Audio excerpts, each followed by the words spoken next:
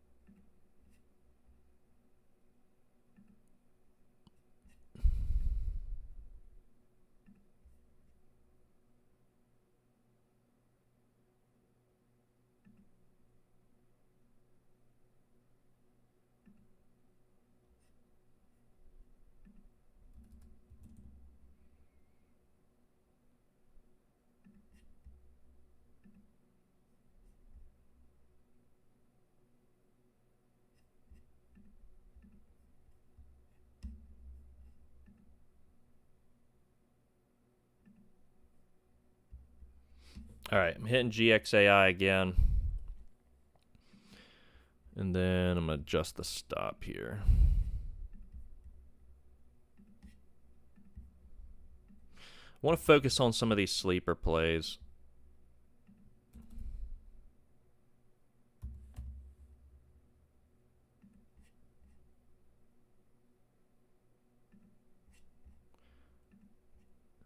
And then AEMD. AEMD is working out too. Could hit that one again. Let me look at the chart there.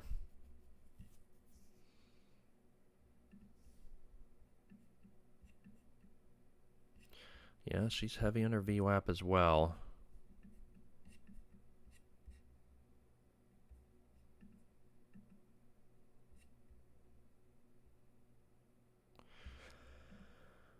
APM has been fading. That was yesterday's big mover. This is what I like to do, guys. I mean, I like to focus these that are just yesterday's big movers for the fade. Thar, so far, didn't really get it. Thar heavy under the previous close, though. I like that. 497 was Thar's previous close. Man, it's going to have a tough time, I think, right around there. It's tight against the risk, too. And then we got ELAB, which is it's one of the low float plays of the day. Still trying to hang in there. And then EEIQ. EEIQ I'm interested in because this thing has shown us when weakness steps in, she can do the whole elevator down.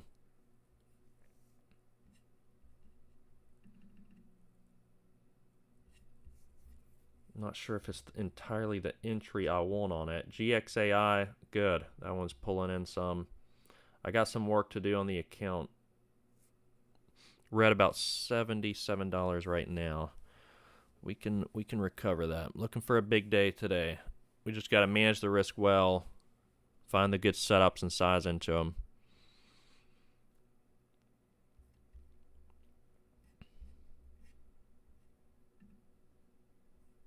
EEIQ, wait, I think I'm waiting for the $2 area. That's what I'd like to do before I hit it again. And then ELAB, I didn't see news there. Look at that. It just put in an upper wick towards the highs. ELAB, I feel like ELAB could kind of show the longs, the party's over here. There's no reason for this to be up. So the longs have had a lot of fun in small cap land the last couple days. Of course, this did just accumulate shorts down here in the 230s. That was a trappy move right there. Just watching ELAB right now. Just watching and talking, hanging out. Let me know if there's anything else you guys are looking at. Right now, I'm a little heavier on GXAI for the slow fade. This is what I'm trying to do, guys. I mean, I've focused way too much on like the overcrowded names the last couple days, and it did more harm than good for me. Now, of course, if I was buying high and hoping higher, I would have done great. But that's not a part of my trading style. I can't do it. I cannot buy something up hundreds of %. There's no conviction there. I don't hold them long. I get scared. It's just buying high and hoping higher. I did that early in the career, and it killed me enough where I can't do it anymore. There's too much pain there. In other words, the pain is seared into the brain.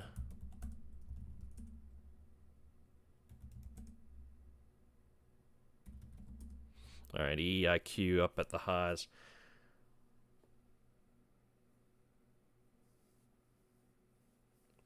Doug, sweet. Yeah, I'll take a look. Thank you, Mr. Doug. And I've come to learn less truly is more. Less is more when you're sizing into the good trades. If you get one good winner on the day and you're sized up on it,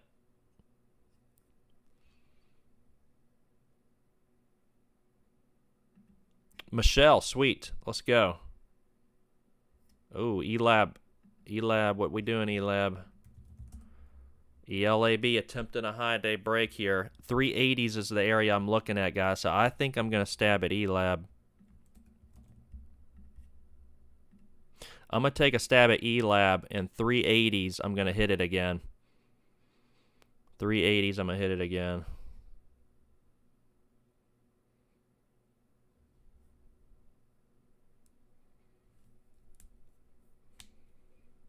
This buy high, hope higher strategy, it ain't going to work forever. Long traders out there doing this. It ain't going to work on the ELAB. Let's manifest it.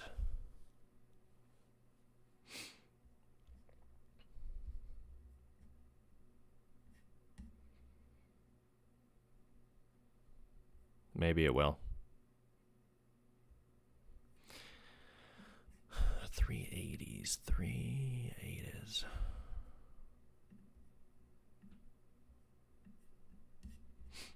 Yeah, up here to 380s to 4. A lot of upper wicks. A lot of selling pressure. I mean, these are elevator down days, mind you. There's a lot of them too. 6, 7, 8, and all these little days in between. These are all elevator down days. I mean, she just gives it all back. Giving it all back.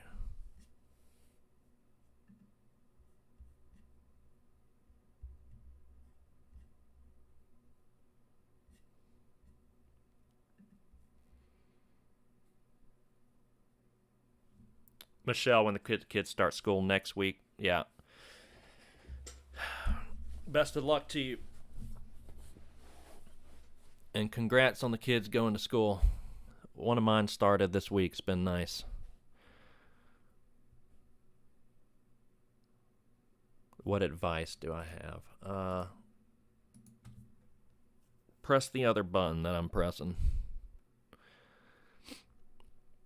For trade the pool, best piece of advice. Yeah, here we go. No, ticker number 3, the conviction. Man, it's painful.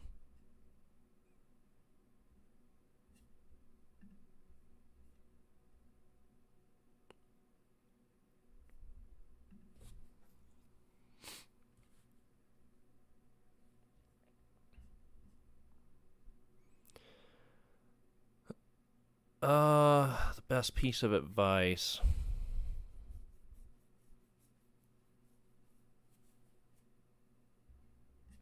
Zoom took me out. That's continuing higher. Down 100 on the day right now. ELAB heading for that 380s.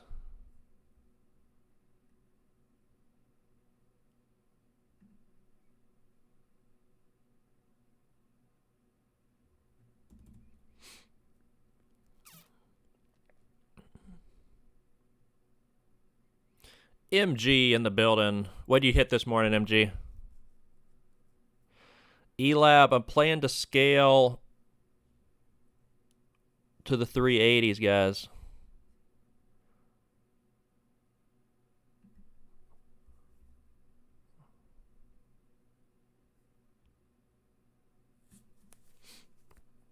Mm.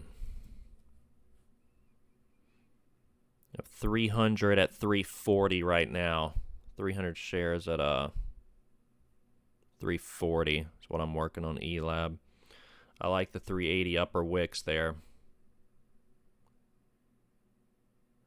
MG, I'm right there with you, man. This has been like the hardest week for me. This week has been absolutely difficult for me.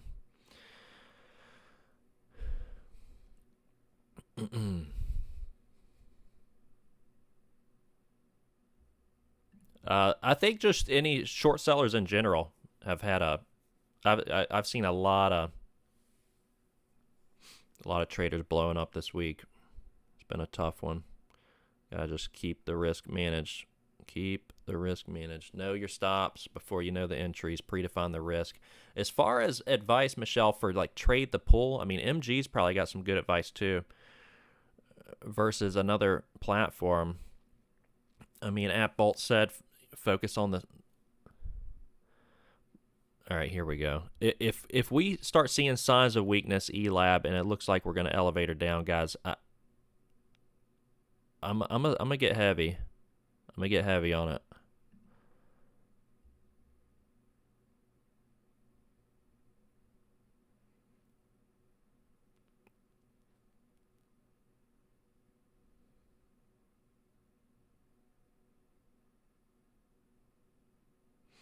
It's looking weak right here.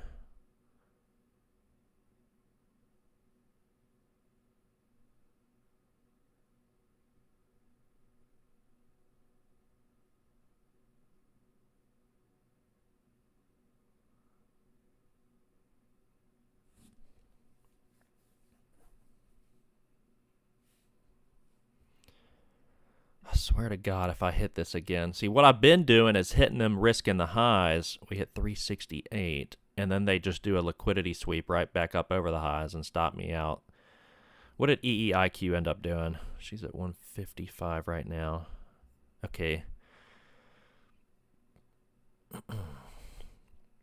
ELAB looking a little weak right there. 320 is going to be a key area on it. ELAB 320 is going to be a critical area for it.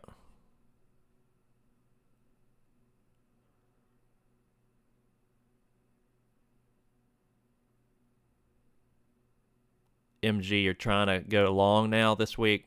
That's probably the right idea.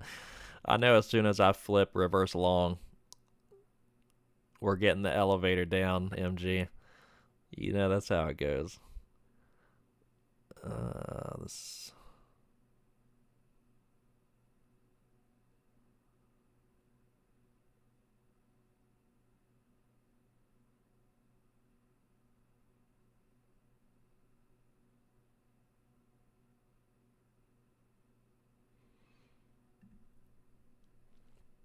I'm gonna wait. I'm not gonna hit this again yet because of the trappy nature of these things. I'm still gonna let her play around here because I want to give it wiggle room to that 380 mark. I still want to give her wiggle room to the 380s. ELAB.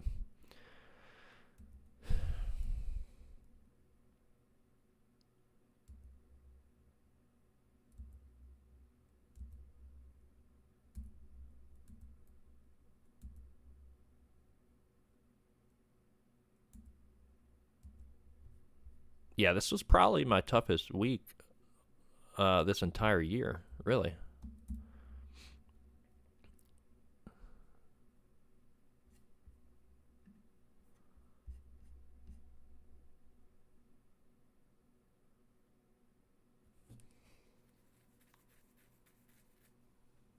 All right, yep. ELAB coming up to 350.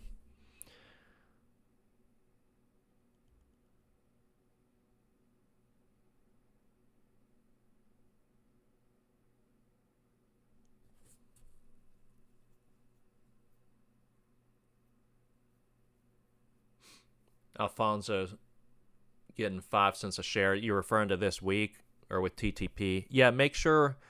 Oh, that is a good point, Michelle. Make sure with TTP you got to get 10 cents a share minimum for the trade to count. And then also if you're in a trade and it halts and you open up, just it may not count validate the trade if you take it immediately. You got to wait like I think like a minute. I think if you take a piece off, it will register that, but just be careful out of a halt.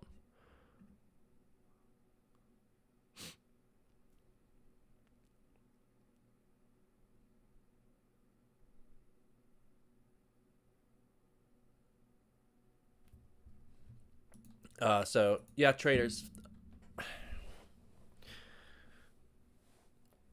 As far as the Friday night live stream goes, here we go, ELAB.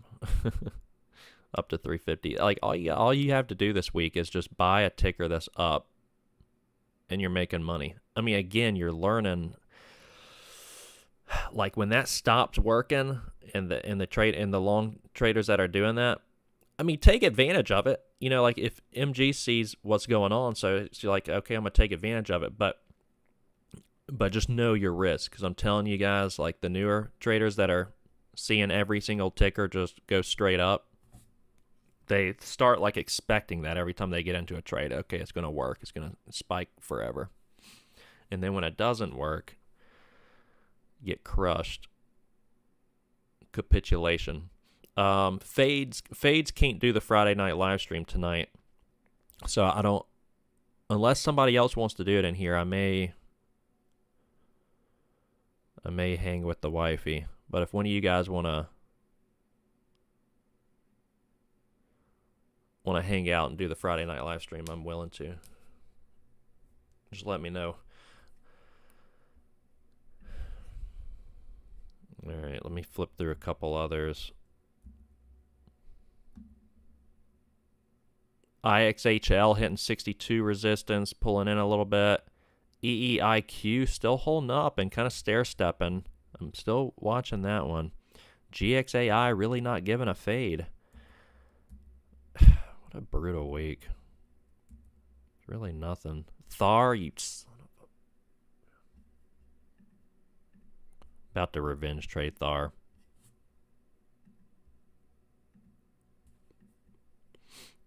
Popping up to 490s, down to 450s.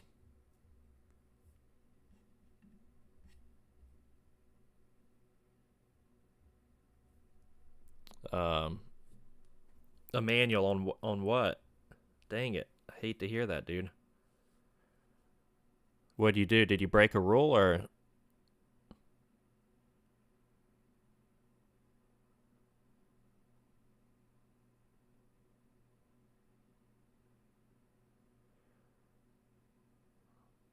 Yeah, talk us through it.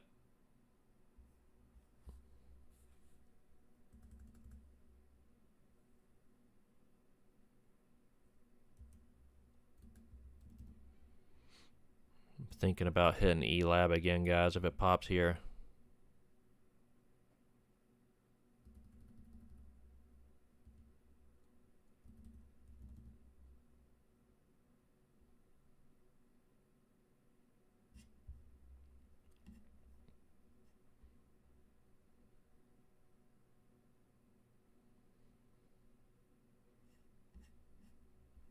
Haven't taken any off yet.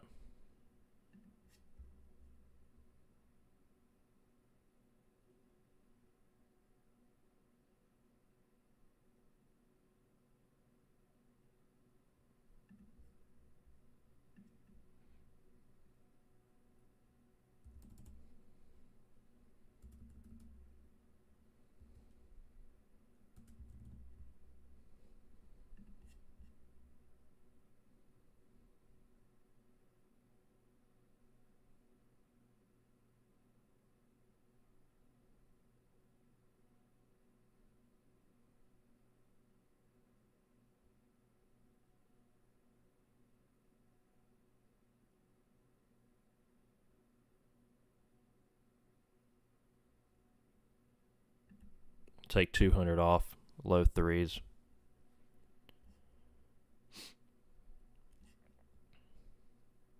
Still red on the day. Bullshit. I need to hit this thing again, dude. 1 second, Emmanuel. This thing dumped right when you brought that up. Sorry. All right, GXAI, Kraken, Thar. I may try to hit that one.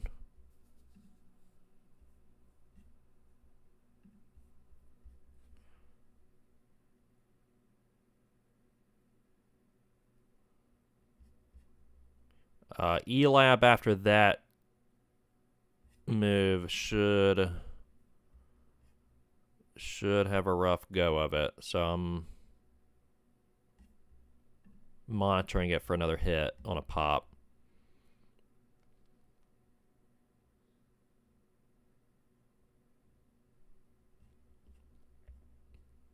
Anything up towards like 320s, 30s, I'm going to hit that thing. I'm going to give her a nice old slap.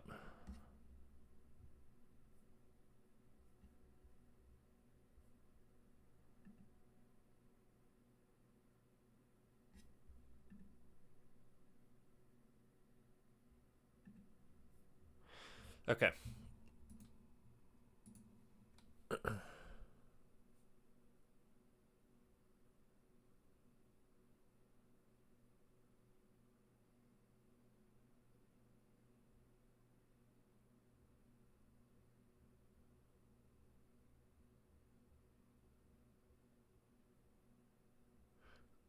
Okay, James, thank you for clarifying that. That halt roll only applies if you're trying to get in after the halt. Okay.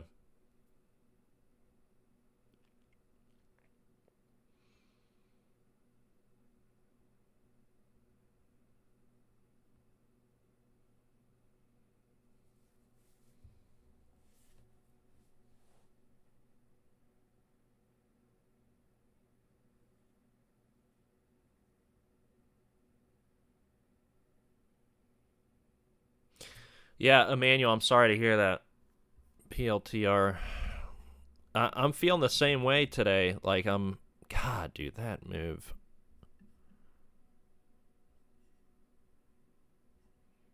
This candlestick right here.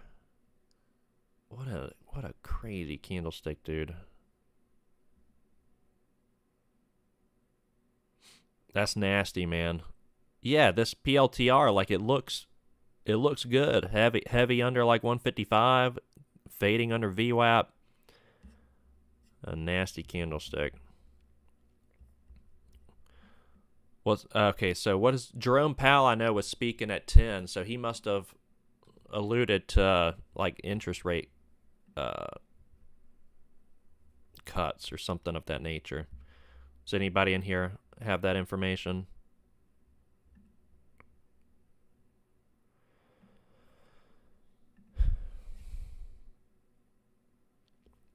I get feeling tilted though. I mean, this week's been real hard for me, and today I was stepping in like I'm going after it today. I mean, it it doesn't make any sense that I can have a large relative to the account. I can have a large red day, but I'm not putting on large green days. Like I have got to size into some of these positions that I have conviction on, and stop taking profits so early.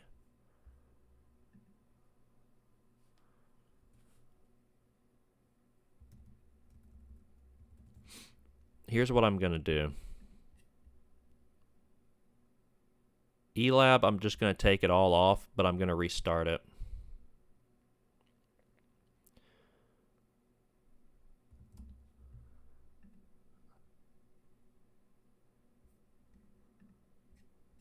$320, likely my risk guide there. $320, and then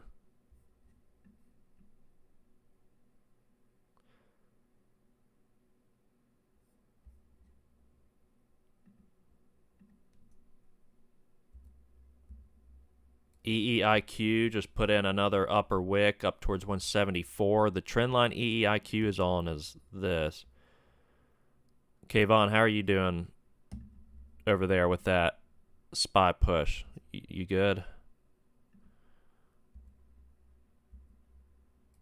Okay, ELAB is popping up towards an entry level for me. I'm going to take a short on ELAB down here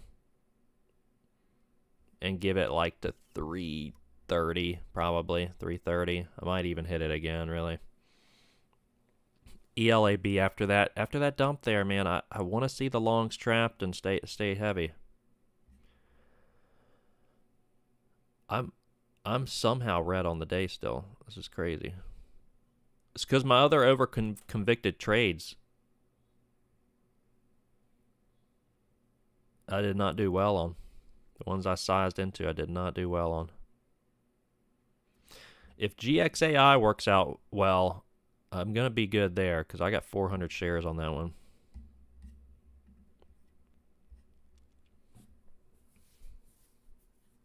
Keep on, your scanners is going crazy.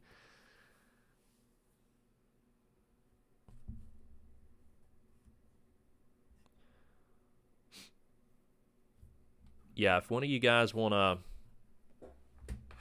do the Friday night live stream tonight, I'm going to put the email out. Just email me. Otherwise, I'll probably be kicking back with the wife, but when you want to do it, let me know. EEIQ cracking that trend that it was on. 175 was hit.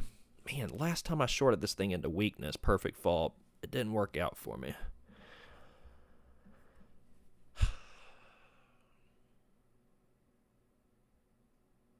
I do like it.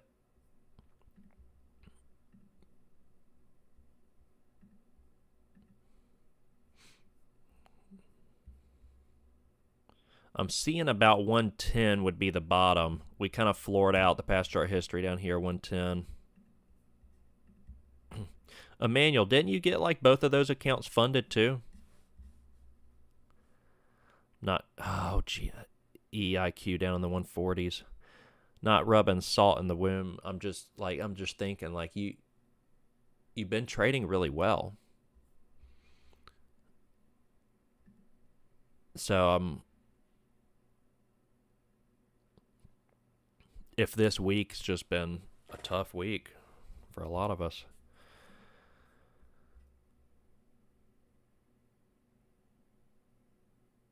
EIQ on the halt down. Yep. It cracked that trend. That was a good alert there. Really good alert.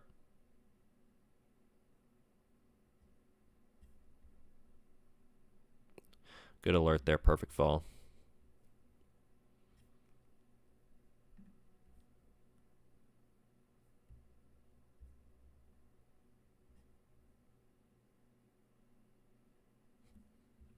Easily funded and easily blown. ELAB cracking even further. I think I'm going to come out like 150 and then set a trail on the rest. Trailing stop like 25 cents. Yeah, 25-cent trail on the rest and see if we can get that down to like even 240. Just 100. And like I said the other day, the trails I ain't touching. That's a full day thing. So I'm green $9 on the day right now, guys. After all this sweaty freaking work. That's how today has this week has felt like I've had to climb Mount Everest for $1. Probably once it feels like that, you need to size down.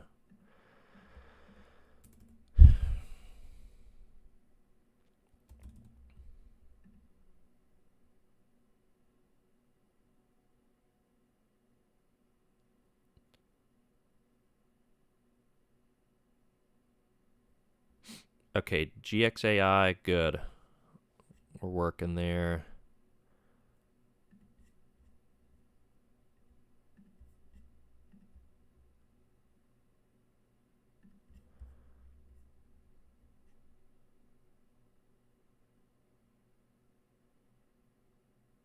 Every single large cap ticker, just all doing the same thing in unison. Yeah, in small cap land you can see how it's not entirely affected by, like, small cap has a brain of its own. Not entirely affected by what Jerome Powell's talking on or Trump's tweets.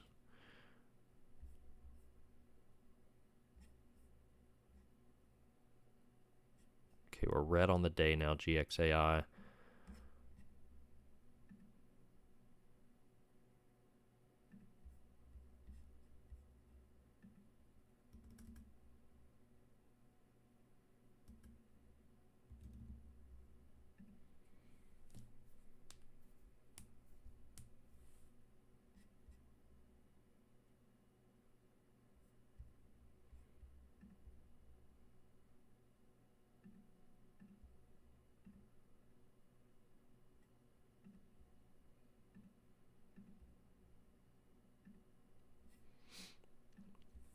ELAB trails at like 303. EIQ, I need to look at EIQ.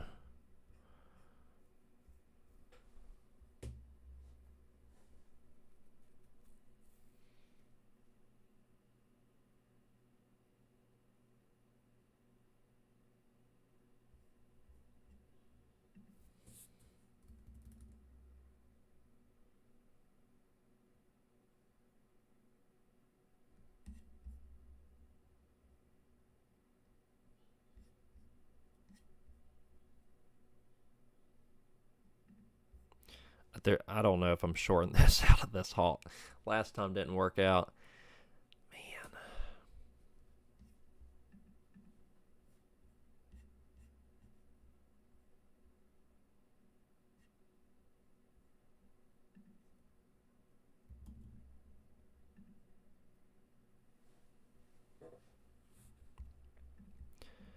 All right, let me know what you guys are looking at.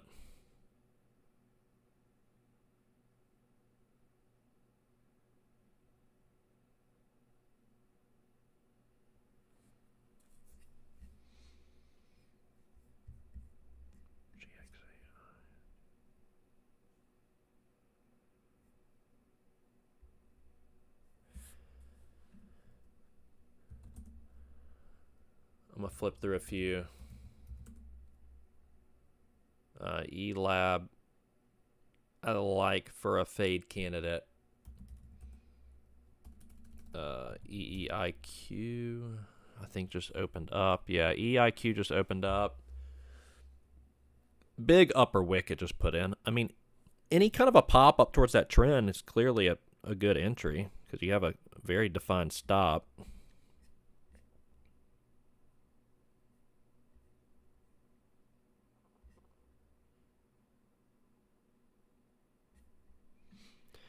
ELAB. Oh boy, I did something wrong here.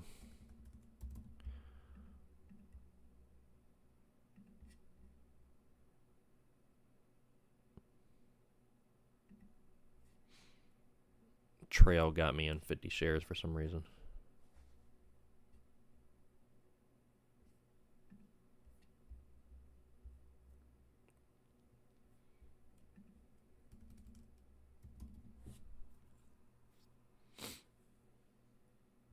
All right, EEIQ, what's she doing?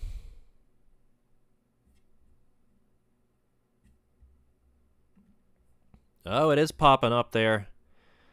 Here we go.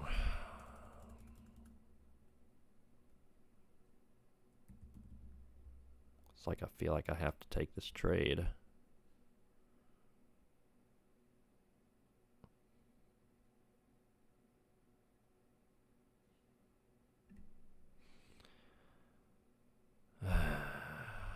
I'm going to take the trade, EIQ. Risk is like 160 for me.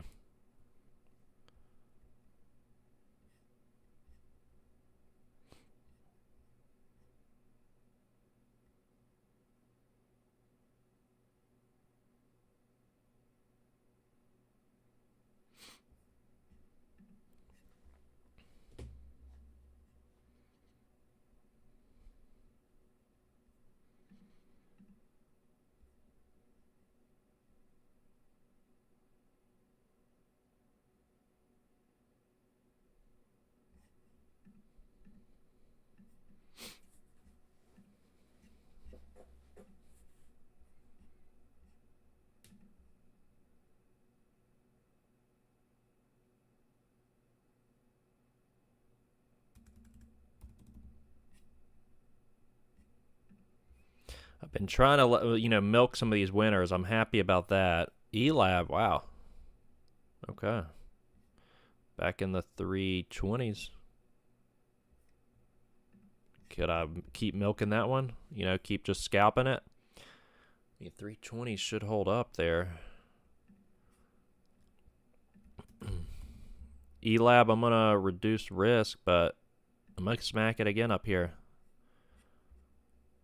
Maybe give it up to like 340 ELAB.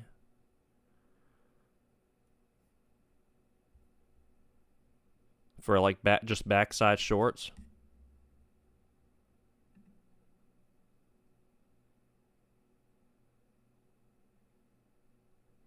EIQ, good. Good.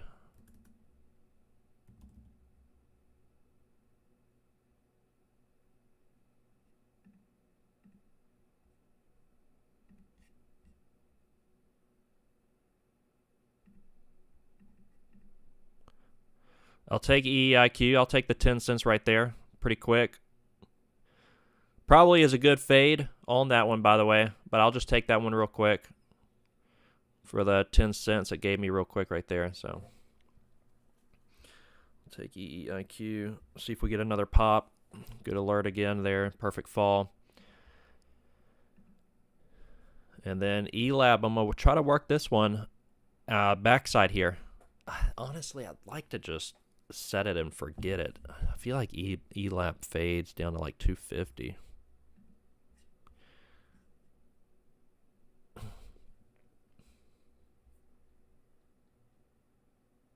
$600 shares, MG, 290 to 220. There you go.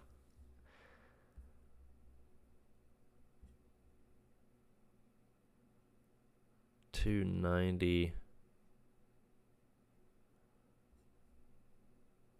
Oh, and pre-market here? Hang on.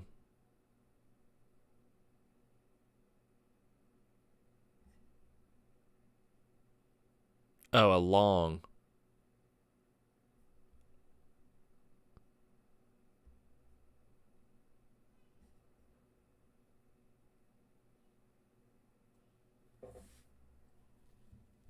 MG, you confusing me with these longs.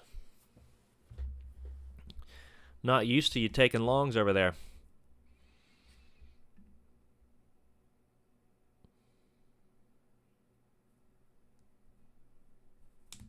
Mr. Slice in the building. What's going on, Slice? That is the beauty of TTP. TTP. Okay, we got 3. Let me think about ELAB. I like this backside short here. Let me hit it again. And then I'm going to keep it tight. I'm going to hit ELAB again. I got 400 shares here, 322. I'm going to set a tighter stop. I don't want to sit here and give it back what I just made on that elevator down. 340 is going to be my stop. If she starts climbing back up to the consolidation up there, it's going to be kind of invalidated for me. I want to stay heavy against, that consolidation up there. I mean, if she reclaims, certainly invalidated. Slice, TTP, no hard to borrow fees, nothing. I mean, you just press the short button and you got it. What is going on, ELAB? This has been my week. Like, seriously. This has been, this right here has been exactly the headache of my week. Like, nothing staying heavy. Choppy price action. I feel like I'm on a damn roller coaster. They say the only ones that get hurt are the ones that jump off of a roller coaster, but I feel like they didn't even strap me down on this roller coaster this week. I got no harness on, no seatbelt. I need a neck brace after this week.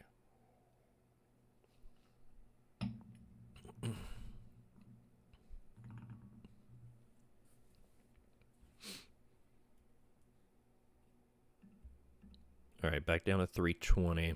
320 is a key area for me. GXAI, good. I'm up 100 there. GXAI, the one that's working out pretty well for me.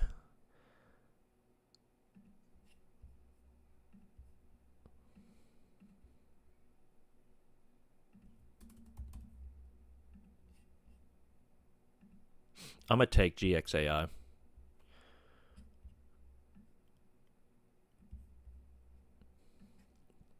Yeah, Slice, ask away though. It's a good community of traders in here.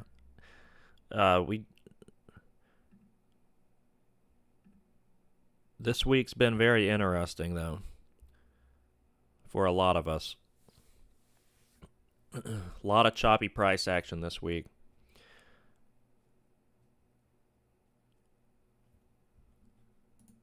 Yeah. Click on the link in the description, and it'll take you over there, and you can. I'd try to do giveaways too, Slice. Like, was considering doing a giveaway tonight on a 5,000 account. But yeah, it's my favorite thing, Slice, about TTP. I don't have to find shares. I just press the short button. That is my only job. That's my love language, by the way, Slice. Shorting tickers and not having to locate. Absolutely love it.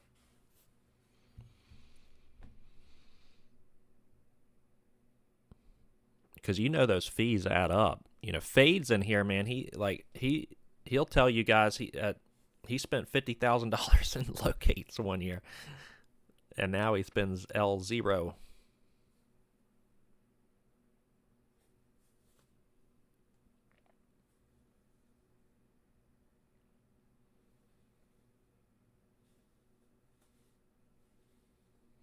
Oh, baby.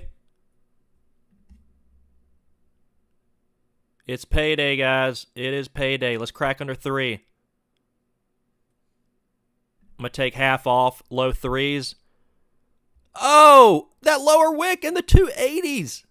Oh, I should have had an order out. Order out? I should have had an order out. What the... Baron, I knew this day was coming, and I was prepared today, slightly. It's like the longs, buying high and hoping higher is not going to work forever. And I was ready. I had the shotgun loaded. Slice knows it now, because at TTP, the shotgun's always loaded here with shorts. Nice, dude. Let's go. Up 133 on the day right now, and that's after some decent losses, too.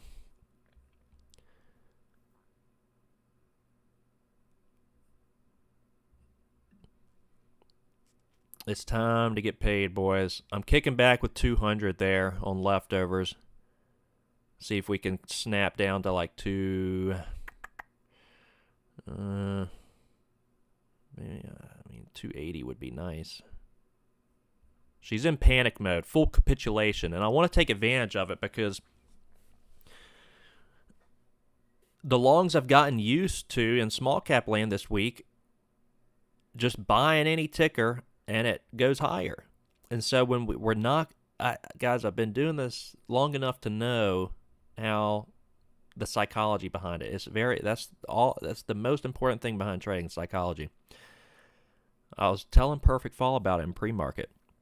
It ebbs and flows. The longs, once they don't get that ticker that just goes up forever, and they go deer in headlights, paralysis by analysis, you get a good long fade on one of these names, and that's why I want to hold, some shares here for that potential fade on something like this, especially with no news, because you get the longs that are just going to unwind this.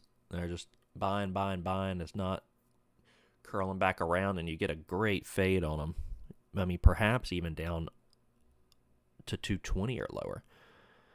This could be a big day, so I'm ready. Put me in, coach.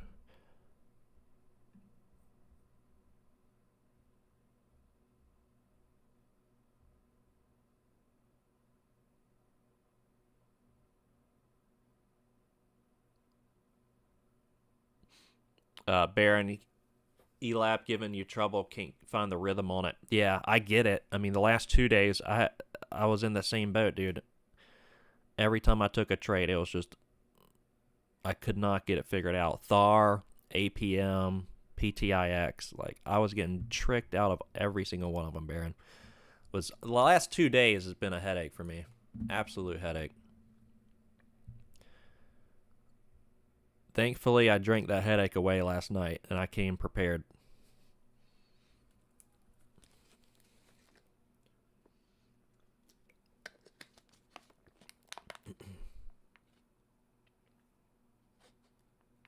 James, you had an order where? Perfect Fall. Wild Wiki West. Let's go. Yeah, I'm just glad. I'm glad. I feel like I'm doing all right. Like hitting the sloppy seconds, taking some off, doing all right on this ticker. How's EEIQ doing? Okay, I took the 10 cents there, thankfully. It's curling up a little bit. We could get even a sloppy seconds there.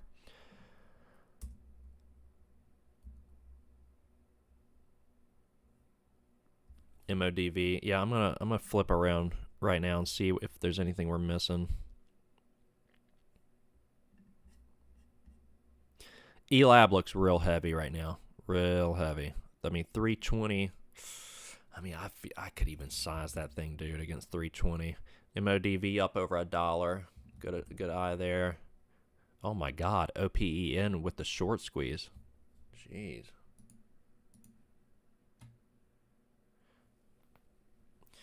It's kind of algorithmic here too. OPEN with the short squeeze going on.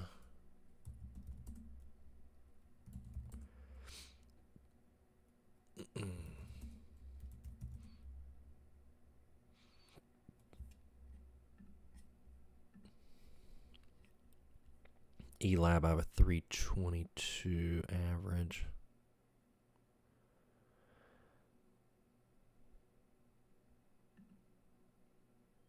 I'm gonna set a trail here, guys.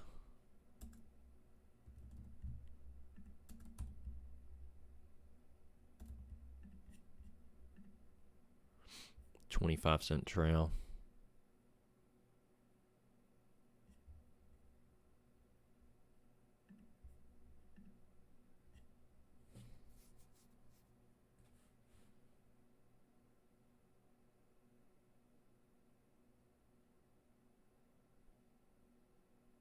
And again, I'm actually considering smacking this thing too. I think longs are stuck here. I think my theory is correct. Yeah, look at this thing drop even further. Any pop is getting heavily shorted into. Yeah, longs are stuck here. We got it.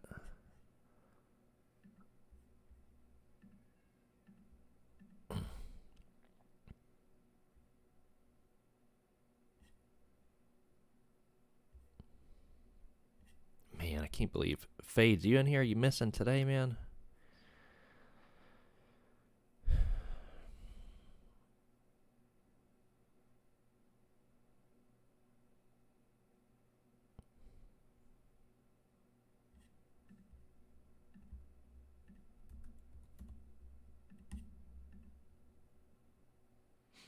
All right, trail set. EEIQ 140s. Some of these other plays haven't moved at all.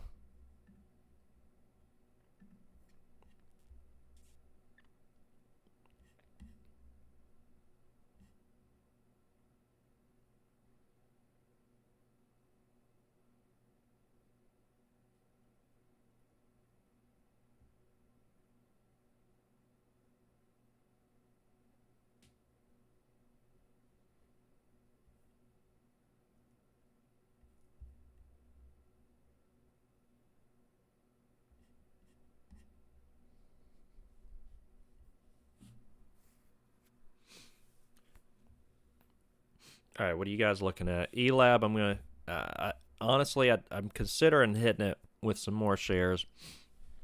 But I'm going to let that one just kick back for now with that trail. And then let's see if there's anything else going on. Missed TCRT, 280s to 210.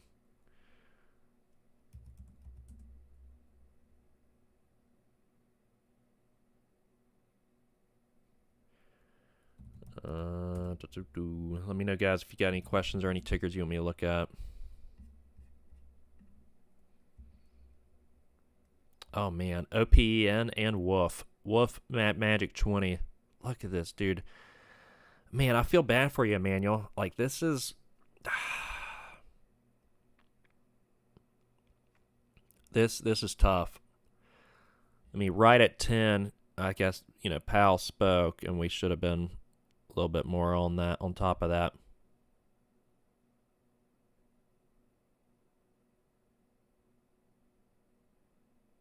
Yeah, that's dirty price action right there.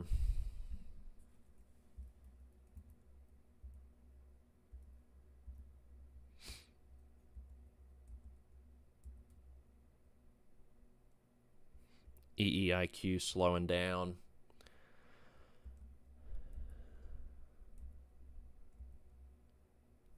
MODV at $1.10. I don't know, Emmanuel. I mean, you've gotten funded on the 50K. You clearly know what you're doing.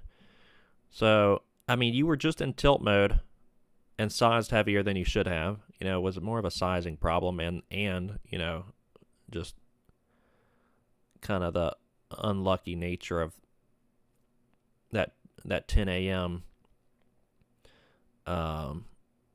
price action coming through.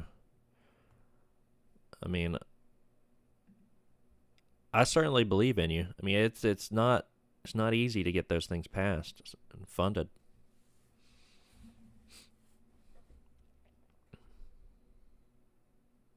MODV, very interesting. 55 cent near close, 56 close yesterday, up at $1.12. Has my attention here. I mean, we shot down from 180 to 55 cents. Are we just having a dead cat bounce? What went on with this? Okay, they are having a Chapter 11 bankruptcy filing. Voluntary Chapter 11. Okay, MODV, I'm going to keep that one on watch here.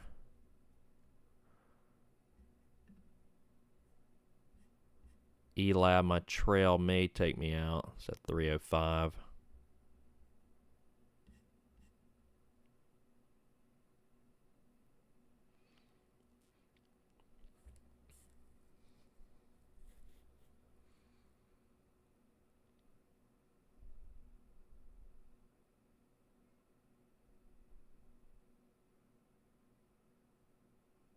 It's so heavy. ELAB is real heavy.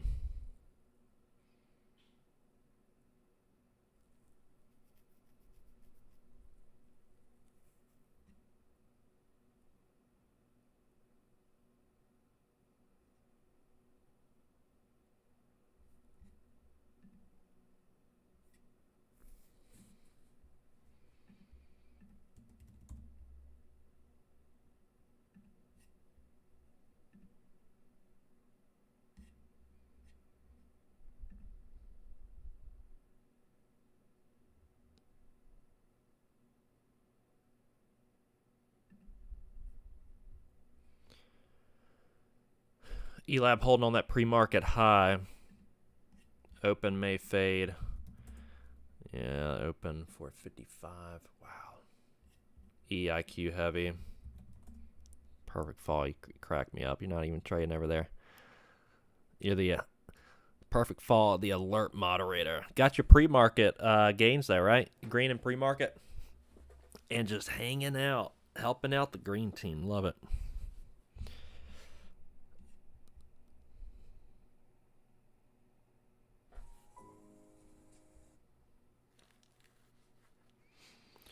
Yeah, it is heavy. EIQ is right on the open right now. Right on the open of the day. Real heavy.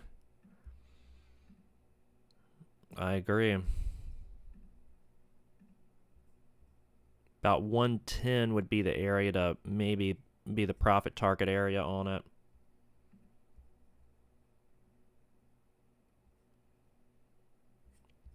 Got the 7-Eleven money this morning. Hey, green. I mean, I would much rather have the 7-Eleven money than what this week's been for me. I ain't had the 7-Eleven money. I'm at the corner of an exit money. I'm working the corner. Look at that 120 holding up, MODV. Just perfect. Magic 20 cent area, Doug.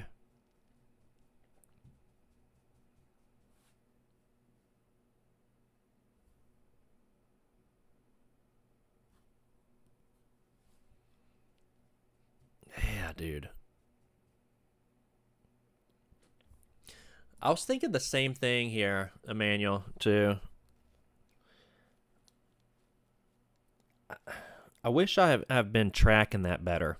Like to see, I think on CMEG, actually, you can look at your trader report and figure that out. Like where our ELAB probably took me out. Yeah, ELAB, okay. ELAB AEMD took me out. I'm up 190 right now on the day, but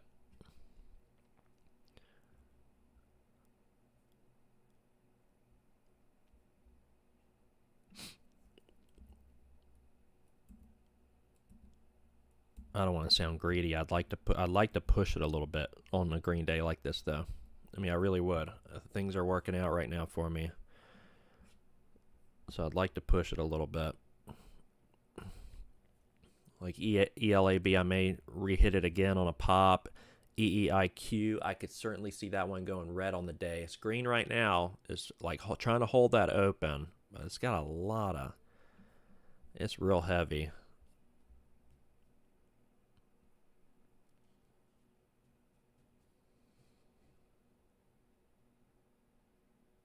Yeah, I'm thinking about EEIQ. And someone mentioned OPEN. OPEN just put in an upper wick up here. There is so much volume on OPEN.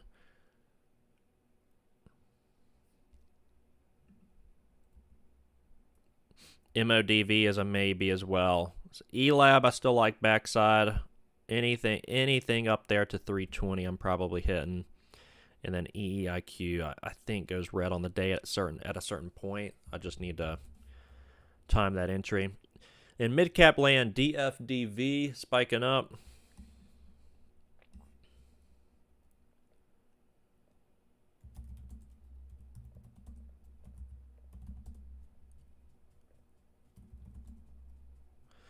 Yeah, Emmanuel, I was thinking the same thing, though. As far as, like, yeah, if you could track, like, your win rate the first, like, when you're most profitable, that information would be certainly very interesting. The opening bell versus 38 minutes in versus an hour in versus 2 hours in, and just look at the data.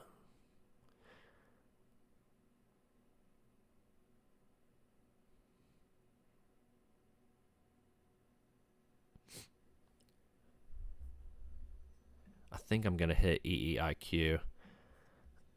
I don't think this is going to be able to reclaim.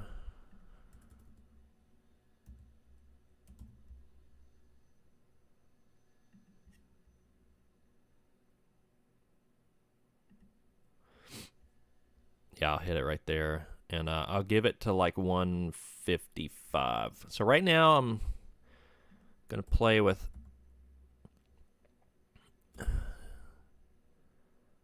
house money a bit. Like, I got the $100 on the day. I'm going to play around with the 88 extra I got.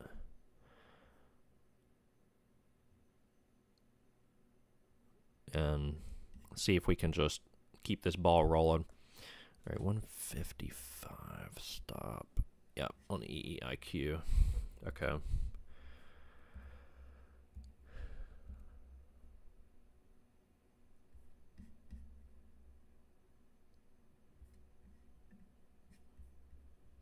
Yeah, look at ELAB, dude. I mean, every pop is getting shorted into 313 down to 293. It's a very heavy name here.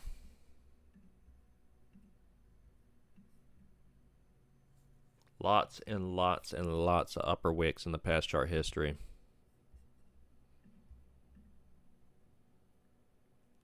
I don't know if I want to short right here, though. I'd like a little pop on ELAB, and then I'll take the short.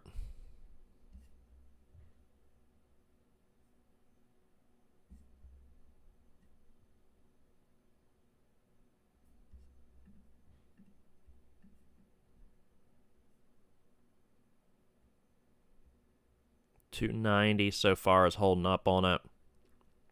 Clear downtrend to it.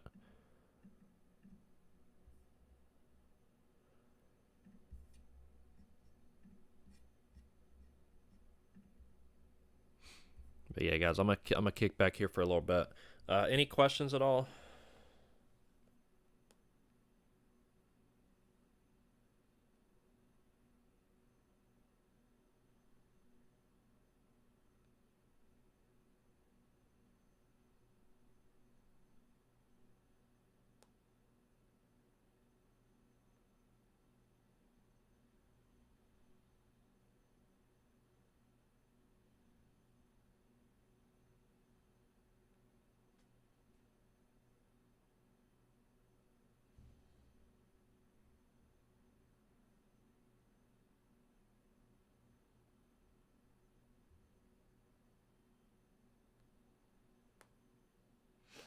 And yeah, just here we go. Nice EIQ. Yeah, let me know if there's any questions, and then additionally, if anybody wants to hang out on the Friday night live stream tonight, let me know. Just hang out, talk. You don't have to be. You can be a struggling trader. It doesn't. We're the green team in here, guys. It doesn't matter. Just here to help each other out.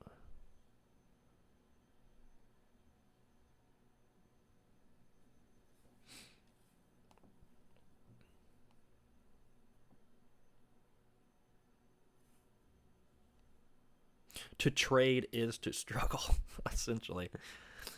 To trade is to struggle. Don't let them tell you otherwise. Trading is a, I mean, it really is. You're struggling with a lot. You got your human nature. We all have flawed human natures that really keep us from seeing maximum profitability. For example, Mark Douglas pointed out this one. I thought it was real interesting. Like he was mentioning how growing up, I mean, in a very like ethic religious environment, how that could actually like, I mean, clearly help you in some aspects, but in trading, it could hurt you in some, right? Because you have got to learn to be greedy in trading to a degree, right? They say pigs get fat and hogs get slaughtered. So you can't be too greedy. But trading the chart and learning to do that regardless of, you know, how much you're making is a very important skill to learn. Okay, EEIQ. I don't know. I might just kick back with this one to $1.20. Michelle, does the 60? Okay, let me see here. EIQ, 60s and 10-cent roll only apply for the eval.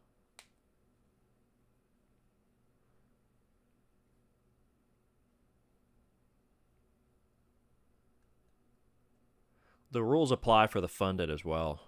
Yeah, those rules. Big seller, Doug, at 147. Good. I mean, it feels heavy. I've considered like stepping in too. I mean, I got to hang out here at the open with the green team. But as far as, and we were doing this before, like not taking a trade till like 10:30, just waiting for things to settle and for the trades to look much clearer. Now, the hangovers I will take, you know, at the open. I mean, I took that on SLQT, which reclaimed. But you see my short there. Like these I'll take at the open, these hangovers, because they normally profit take right out of the gates. So 259 my short, exit like 239. All right, Elab giving us something to work with here.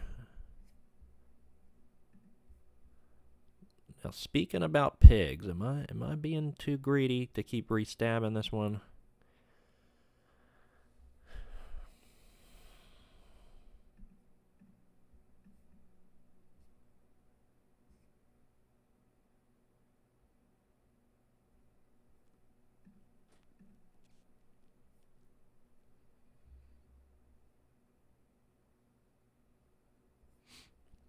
We elevator down off the 350s, and then we kind of curl back up, sloppy seconds, and elevator down again. It almost feels like that's gonna happen for a third time. We're gonna get another elevator down, as Fades would say. Elab is on elevator watch. Because look at this bear flag, kind of where we're putting in after that last elevator down. It's a little tricky, right? Because longs are going to see this making higher lows, but you got to look at it in context. The context here is we put in a high up towards daily resistance, and we've elevated down twice. So granted, we're making lower. We are making higher lows here, but it's likely going to be met with resistance. What I'm going to do here is I'm going to reduce size and take a short.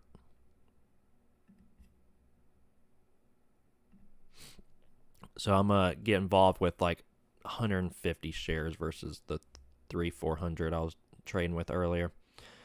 And look for, because I don't want to start just giving things back, being greedy on this. I'm going to put a stop up at like 330.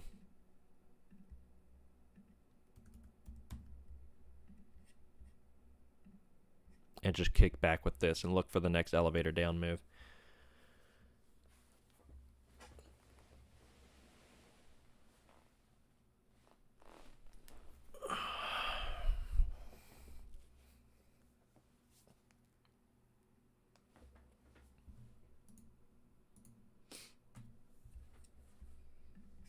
I wish I could show my Thinkorswim chart on TTP's channel. It's I don't know why. For some reason, the streaming software, it kind of lags when I pull up Thinkorswim. It's really where I do my charting, though. EQ getting a little pop here. We're having about $3, $3.20 resistance on EQ.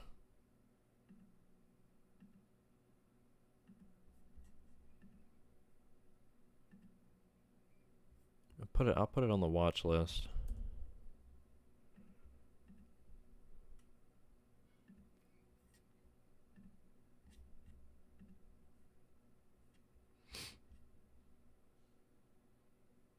ELAB back up here to 320. See what it does.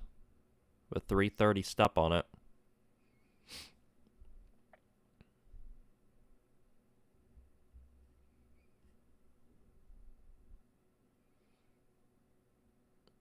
It would very much wow me if this thing reclaimed.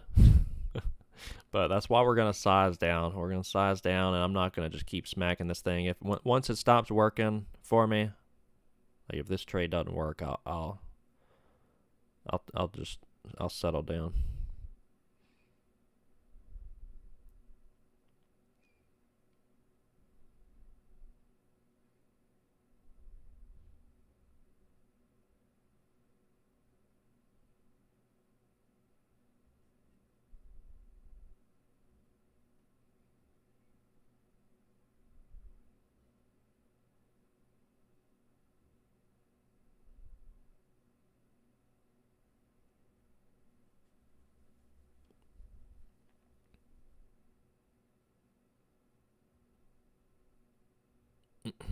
Yeah, Eric, I'm trying to get some of these accounts funded. I got a few of them going. I think I have four going right now. So I'm pushing the pedal trying to get. I'm gonna do a 50K account soon too.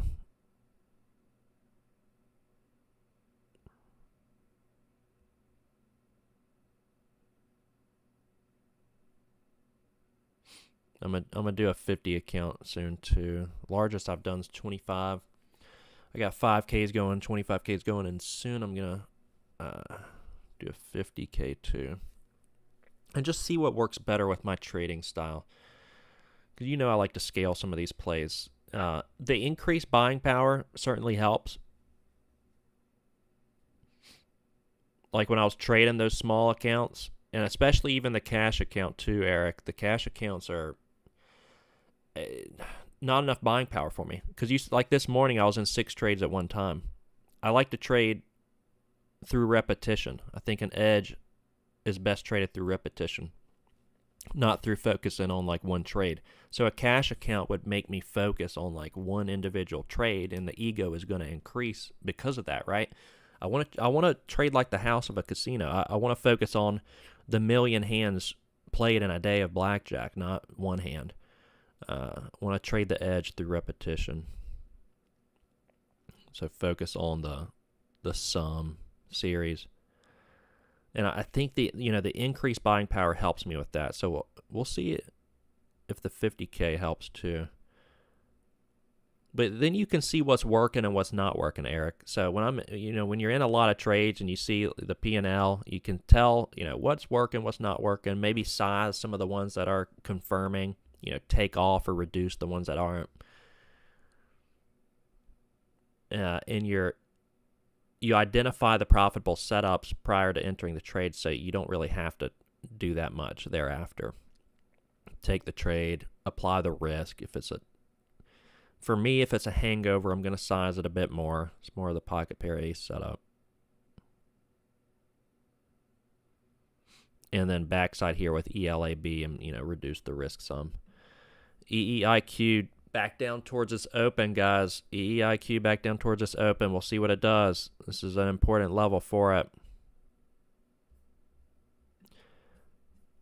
MODV 120. Why did I not do that? Magic 20 scenario there. An EEIQ right at its open, which is it's trying to hold this open. Surely there's going to be a lot of stops right here. So if we flush on EEIQ under 138, it's probably going to shoot down to like 130 or lower. It's probably best to have orders set on this for that, because a lot of people put their stops.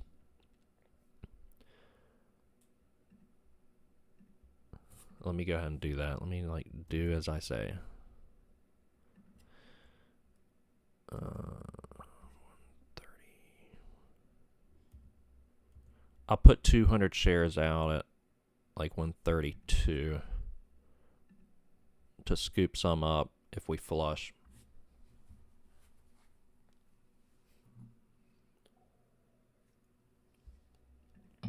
ELAB, idiot. It did it again. It did it again, ELAB. I literally just did that with EEIQ. Elevator watch. It shot down to 280. I should have had the limit order ready on this one. Look at this lower shadow it put in, though. Another one at down to 280. Yeah, I should have had the limit order ready for this one as well. Idiot.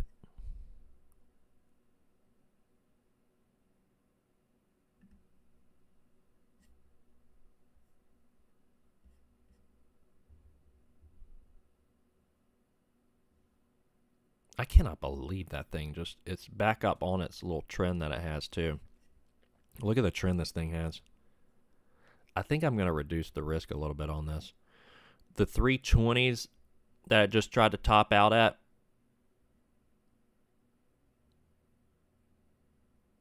and now that lower wick it just put in, unreal.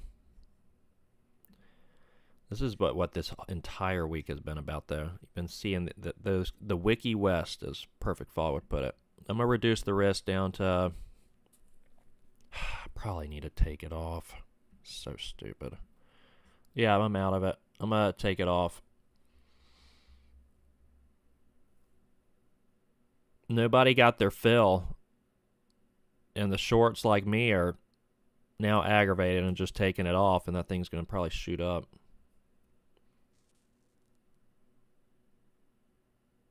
$320 to $290. Did you had an order sitting there at $290, waiting for that? Good work, MG. MG having the order out. $320 to $290. Good job.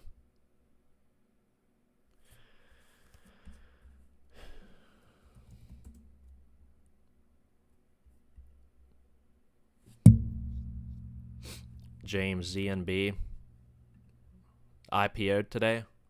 Doesn't look like a good day for it. Why are you going to IPO on a Friday? You put the order. Yeah, so MG did that. Good work.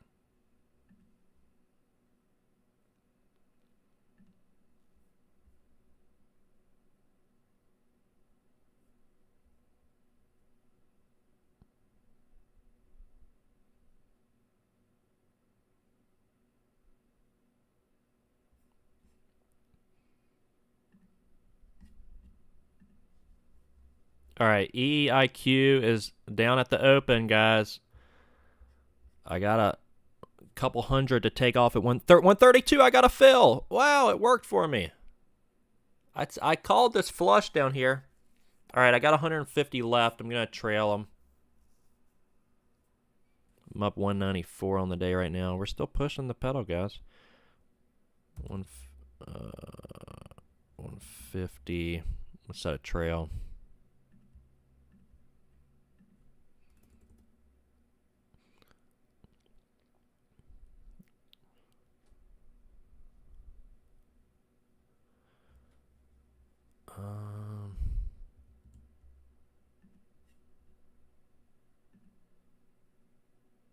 I'll do a 10-cent trail. One blown and one getting up there, MG. Towards funded. Good. All right, the EIQ I'm going to kick back with. Just 150 here left over. If this thing fades to 120.10 lower, you know, we'll pad the wallet there.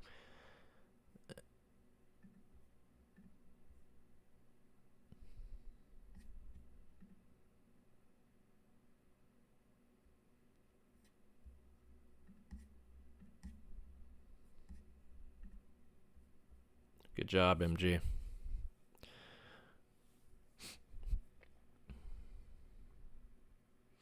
Emmanuel, I know you just opened up another account. No tilt mode. No tilt mode today. This is so aggravating on eLab.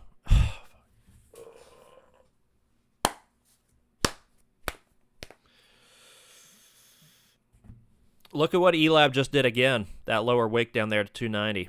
This price action is so aggravating. I feel so convicted that this thing's going to fade today. But these lower wicks are... I don't know. I mean, do I want to get involved with it, you know?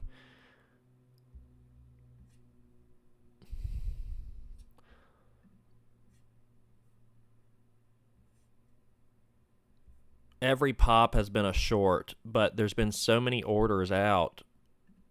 Yeah, here's ELAB down in the low 290s.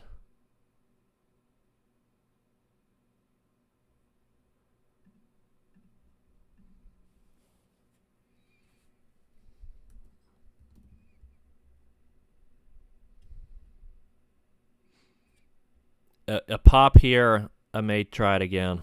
We cracked the trend. We closed the candle under this. Any pop up towards 310, I may try it again. It's like quadruple topped up here at 330.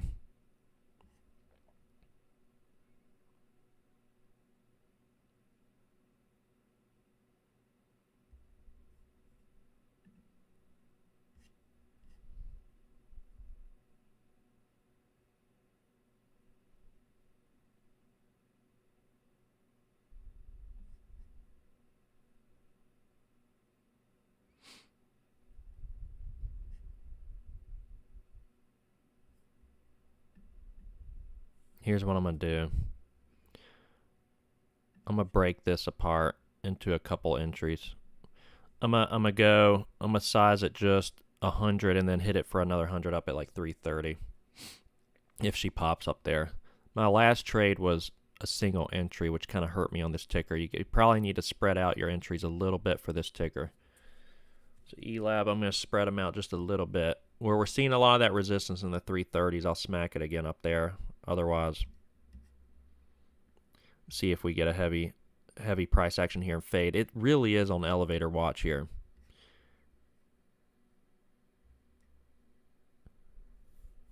I do want a small piece of this at least for this fade. So right now just EEIQ on leftovers and eLab. I'm still trying to milk a little bit there. Let's crack the trend. Let's see if there's anything else going on. EQ just hit the magic 220s. It kind of was going sideways at 210, so I don't like that. eLab, big chance it could curl up. Yeah, so my theory is that's what the longs are thinking. And they've had a nice run of that the last couple days. eLab's very heavy. It being a Friday, lunch hour's coming up. We're gonna trade the risk there. I agree. It could happen. So 330 is going to be the risk guide for me on it. But otherwise, I like this thing down to like honestly 240s, 230s, lower. I think a lot of longs are underwater here.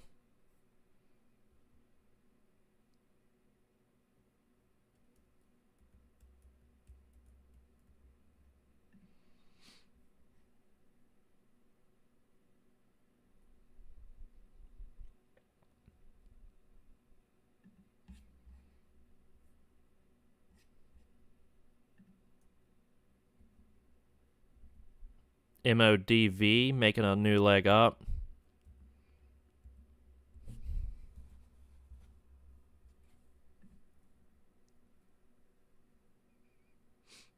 Yeah, but MG's right. I mean, ELAB literally fits the criteria of the last 2 trading days with those tickers, like Thar and APM. All those PTIX, they had the same criteria. It was like a lower float play that's rotated its entire float a lot, float rotation via the volume, and it's kind of funny because you have nobody actually wanting to become a long-term investor in this ticker, right? I mean, I think Michael Noss gave the analogy on the stream. He said, imagine you got like people sitting at a table and you have in there, the float is just a piece of paper and they're just literally passing it around the table. They're just passing it around the table. Nobody actually wants to hold on to it. All right, we're green $204 on the day.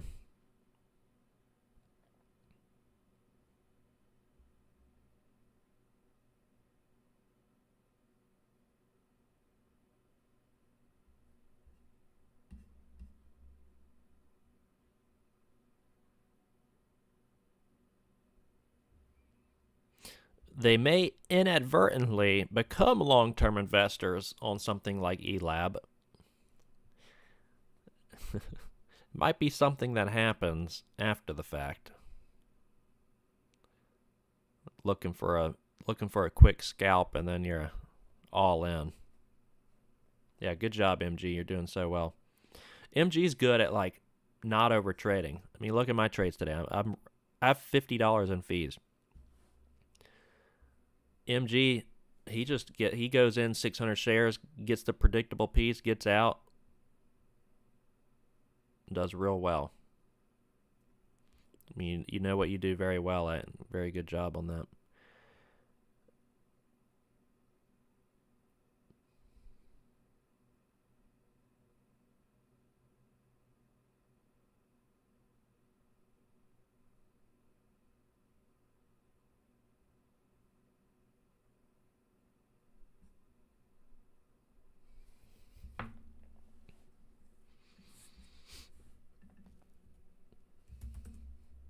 I think if I really set my mind to it, I could get one of these things funded in a day.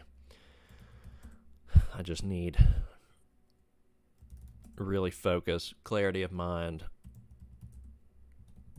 a lot of coffee.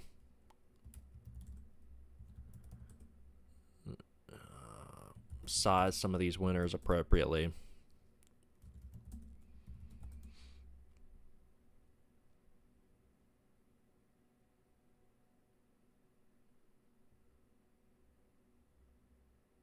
Oh, MG, I've blown accounts. I've blown some of these evals. I've blown some of the evals.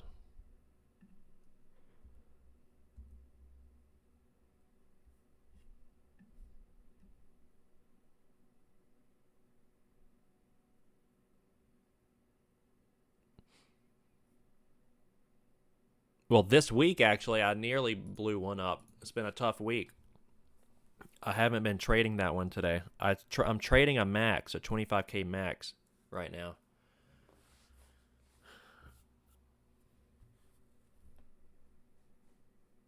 I could get a 5, and I do have a 5K one as well up here. That's what I'm green on GXAI with right now. I was an accidental trade on that 5K, but it's working out. I meant to take that on the 25K. You've blown 8 accounts so far, MG. Yeah, I mean, that's part of it. It's so much better blowing these than your own cash, your own cash.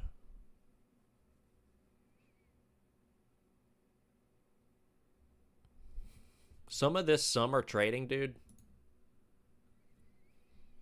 I would have gotten wrecked on my personal account. I will not even hide that.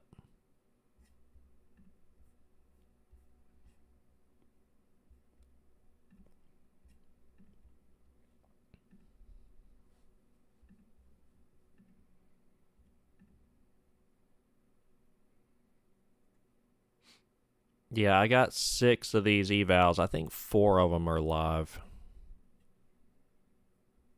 I just have them in the back pocket if I take a max hit on a day. I'll trade the next one.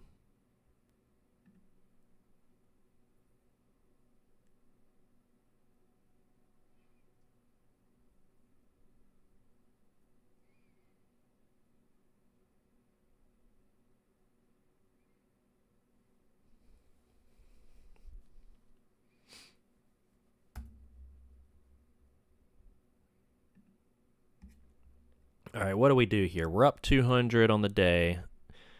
Let's hit. I told you I'd give Elab another hit up here. Let's give her another hit right there. We got 200. Let's put a stop in on this ticker. Back up towards like, that'd be about $50 given back. I'll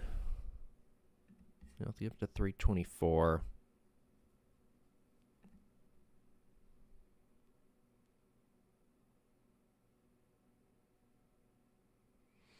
Yeah, the reclaims, James. The reclaims would have wrecked my personal account.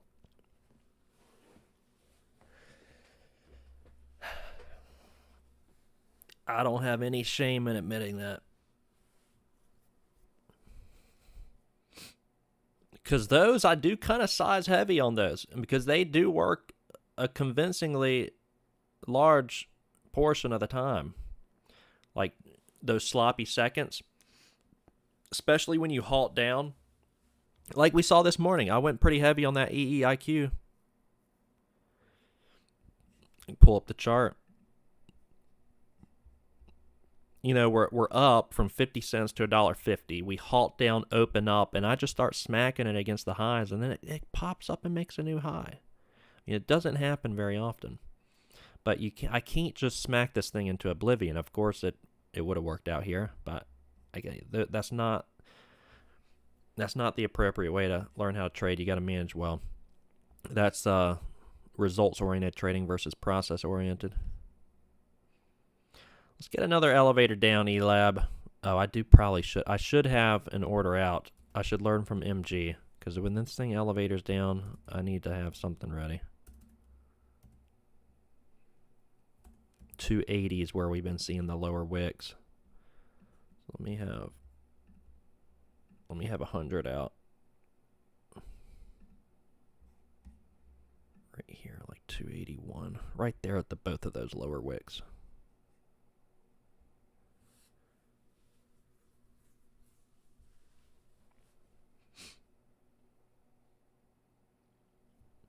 Yeah, exactly. It's not going to be hard to get the money back on them. Because, let's say you blow up 10, 25K accounts. That's $1,000.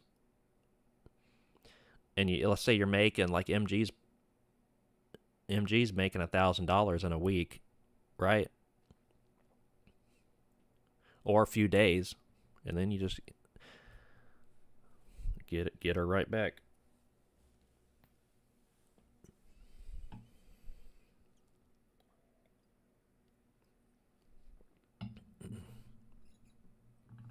Making 1,000 in trading feels much different than making 1,000 in the real world.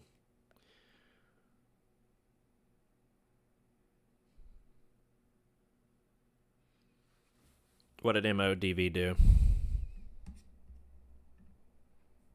Yeah, like the reclaim after reclaim. It's probably dead cat bouncing after a few days ago they filed for bankruptcy, and it's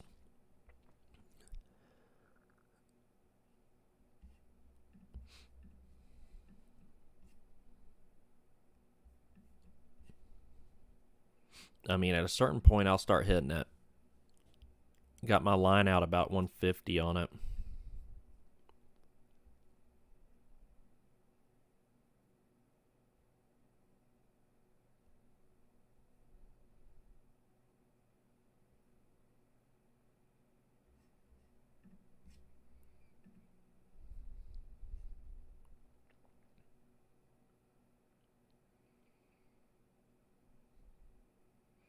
the day feels much cleaner when you start green. Like I started green today.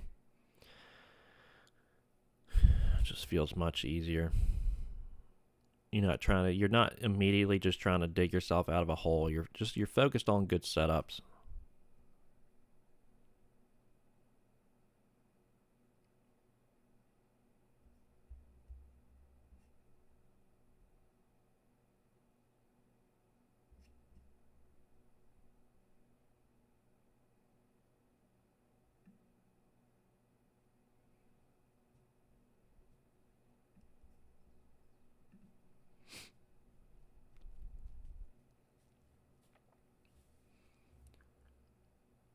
It's been stair-stepping down OPEN.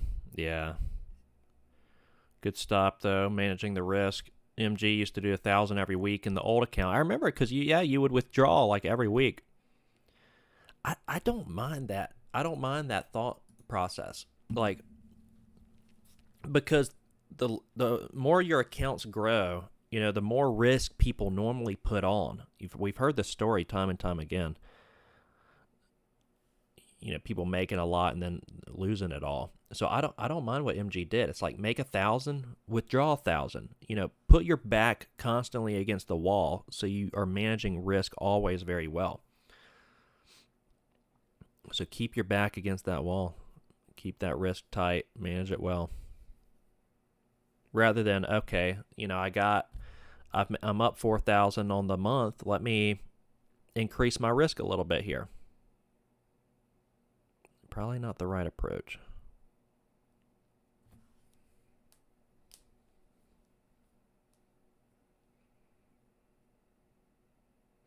Those are the dangerous ones, James, when they seem obvious. I'm curious how much locates are on ELAB. If you're shorting this at whatever, C Pro or somewhere else.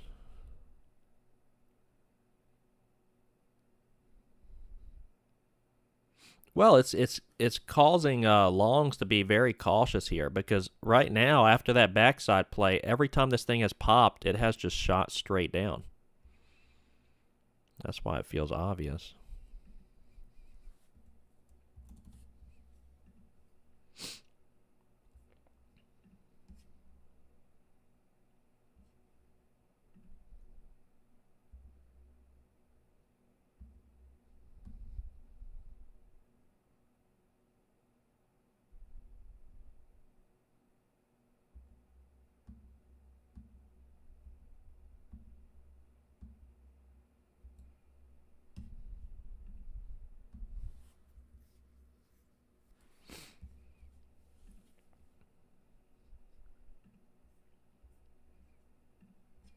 I'm flipping through, seeing if there's anything else, guys. Not seeing much. ELAB. So on 1,000 shares, that'd be what, $18.50. I love TTP for that, man. Like, you get all the shorts, no additional cost. Hopefully they never change that. And even when you're funded, you don't have to pay to locate.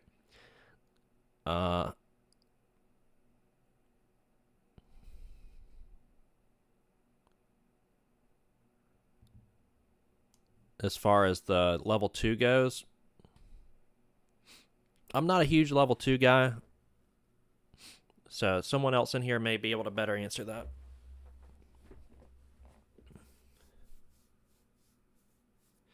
I believe with C Pro with the level 2, you could buy and sell on the level 2. That was, I know some traders found that useful.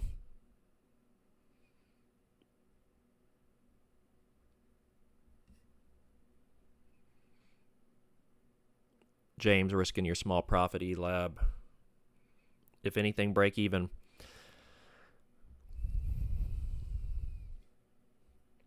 What's your risk on it?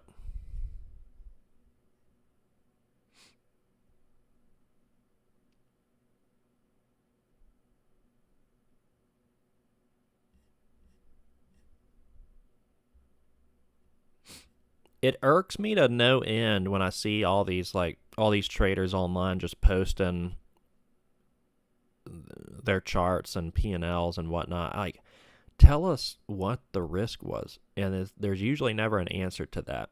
Because you get all these traders that see that, and then, they want to emulate that on their personal trading accounts. And, they never believe. You guys know what I'm talking about. It's like the fiction versus reality.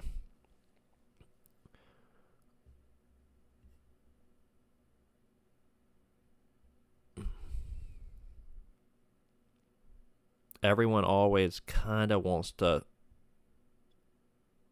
tiptoe around the risk question, when that's always what I want to know. What was the risk on this?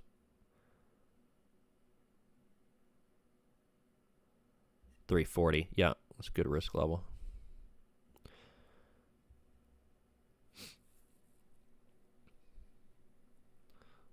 Everyone's probably thinking what we're thinking, though, James, with this, which may cause it to push up there. Let's get that elevator down. Come on, Elab. Let's get another one down. You got an order out to take some profit? Because this thing has put in like several lower wicks, just shoots down and pops right back up. So I'm wondering if 280 is going to be that level. 280 is going to be that level or not.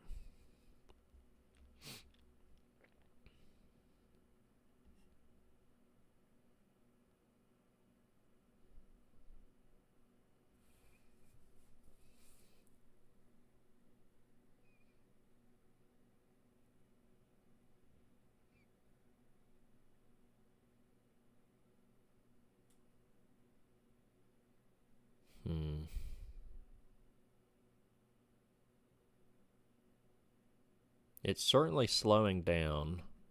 No doubt about that. It's been going sideways on this VWAP.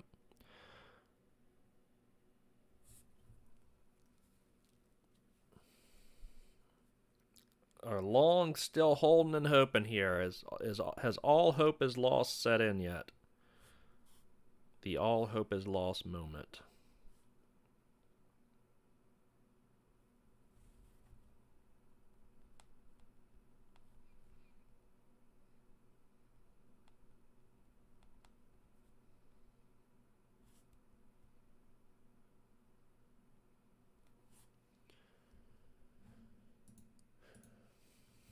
All right, I see something popping on the scans. Let me take a look. ANTE spiking up. Climbing on 100 million direct offering. 80 million shares at 222. Okay, why are we spiking on that?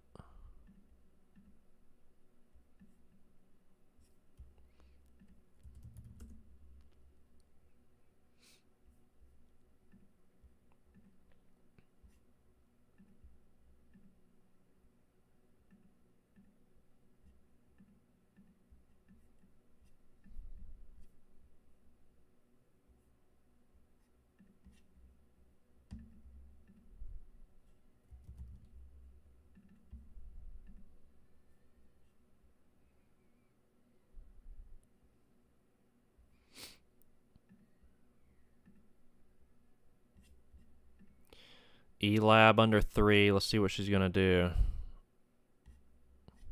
Then ANTE, I'm kind of watching that one. ANTE's shooting up right now, guys.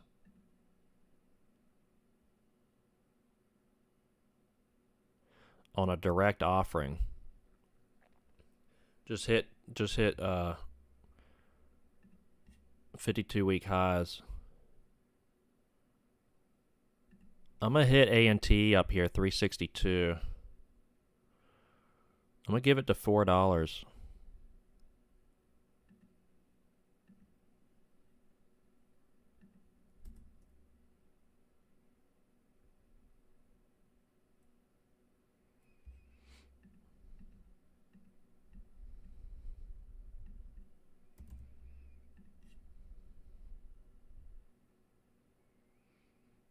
$420 over under. 420 over under. ANTE.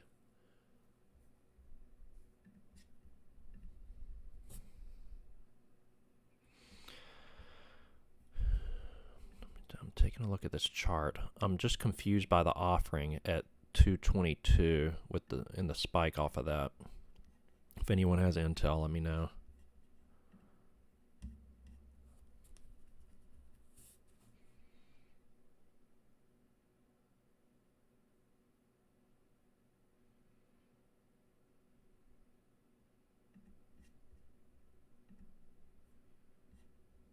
$367 average, 150 shares.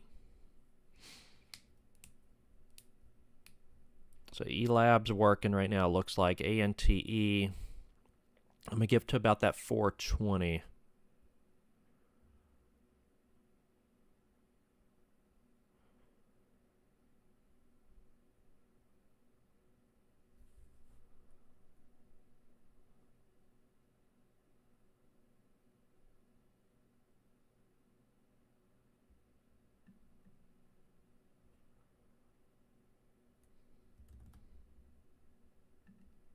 All right, we're still spiking ANTE. Okay, I've been slow scaling this.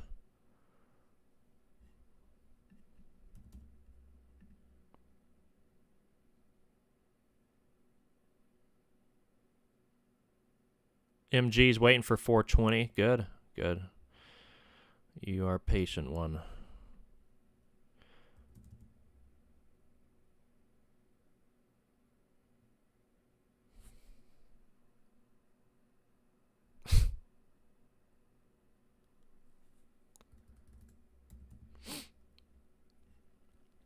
I'm waiting for my final hit on this at up over 4.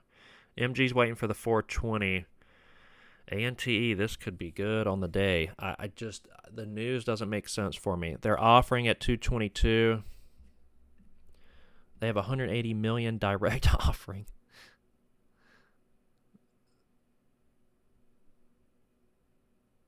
They're throwing nearly 81 million shares.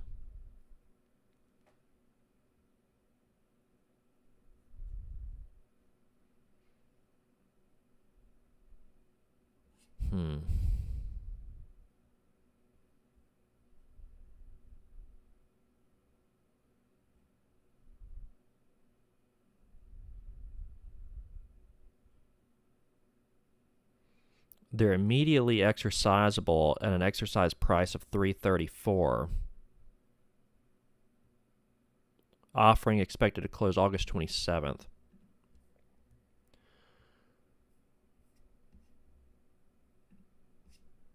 Very confusing. Oh, I got 100 off on 280. Oh, nice.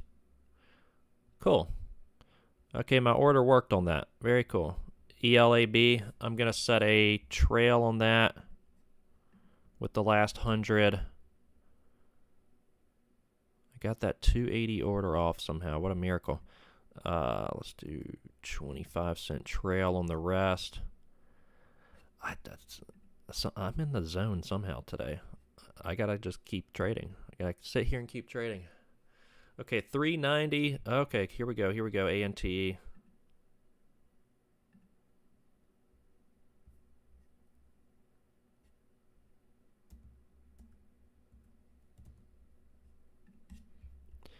ANTE.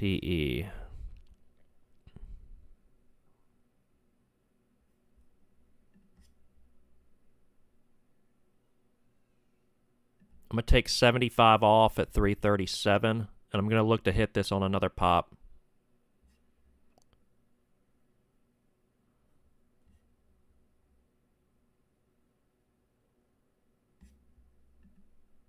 E-Lab, cha-ching.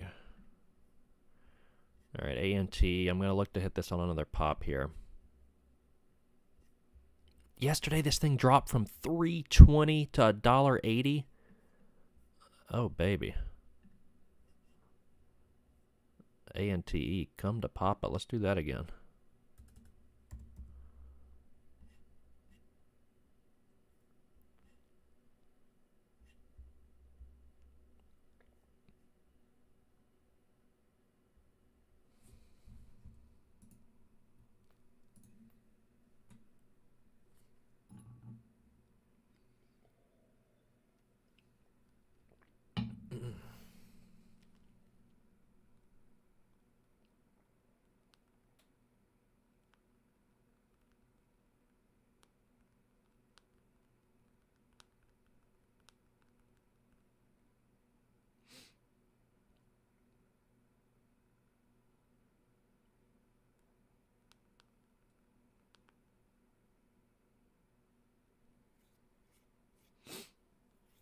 I'm having to tell my wife to hold tight for a little bit. She wants to hang out and have lunch, but I can't stop the trading right now, guys.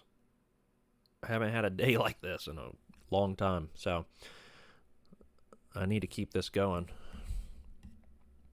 Let's see if we can get funded today. All right, ANTE, dude. I want to hit this again. I got 75 left. If we get a pop here, I want to hit it again, though.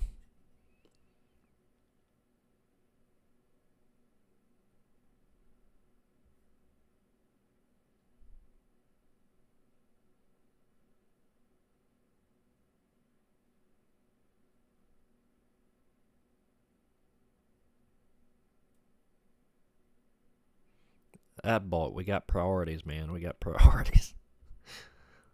Getting funded is the priority here. I got to run with a Green Day, dude. This week's been awful for me. I got to try to sit here and milk it.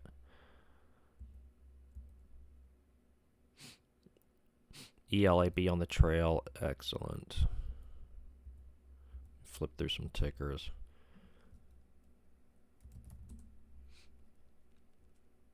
ANT, I am going to hit that on a pop, FYI. Just waiting to see what she's going to do. NXL getting juicy. NXL open 73 cents. Getting some random volume on it here. $1.25 is a lot of resistance. $1.25.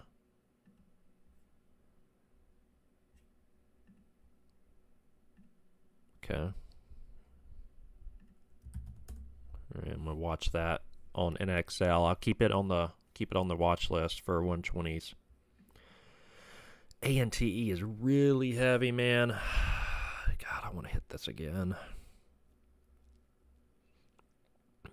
Well, it said where they could exercise those shares immediately is at this price. So I don't know. 334.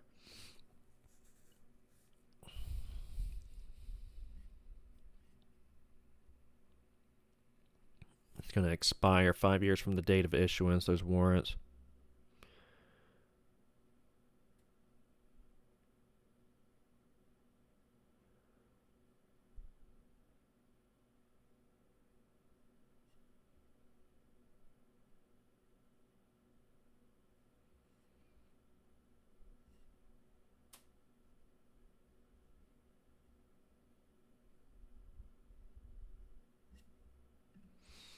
Okay.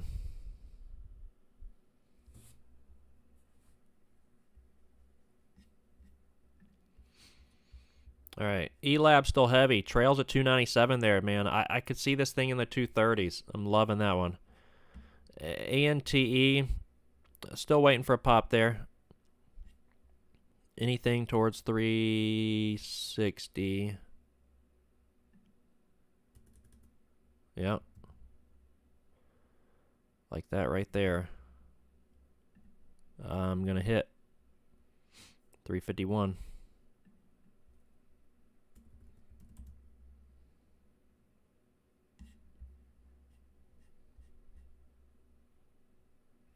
No reclaims. No reclaims right now. We're approaching lunch. Let's avoid the reclaims, shall we?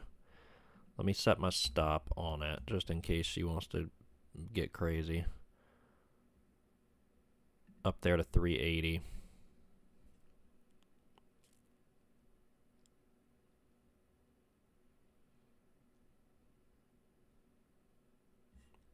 That would be very annoying if this thing reclaims.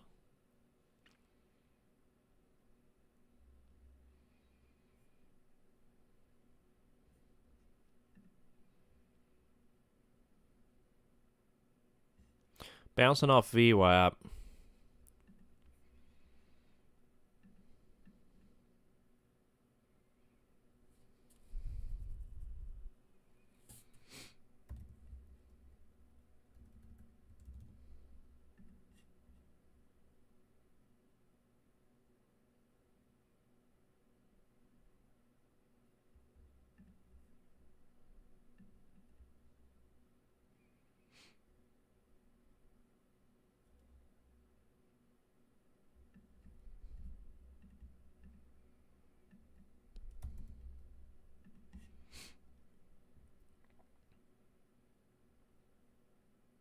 I'm going to hit it again.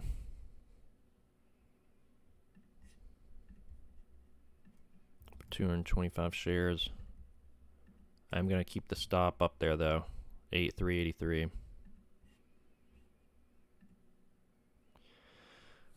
Trying to get a little aggressive with the Green Day right now.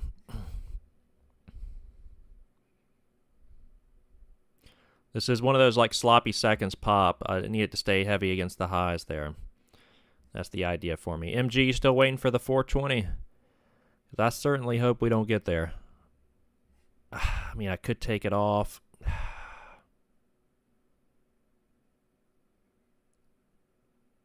And probably retry it up there. Man, she's climbing fast, man. She's climbing fast back up here.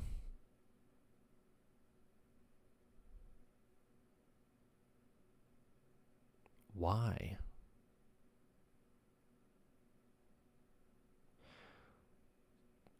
Tell me why. 382 is my stop. I mean, we were just pushing up there real quick.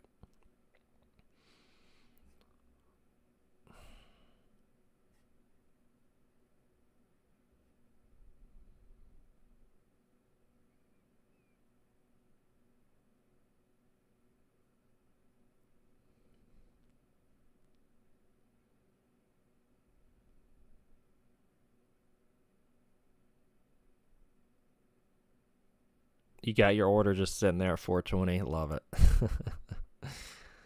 You kind of just kick back with your orders.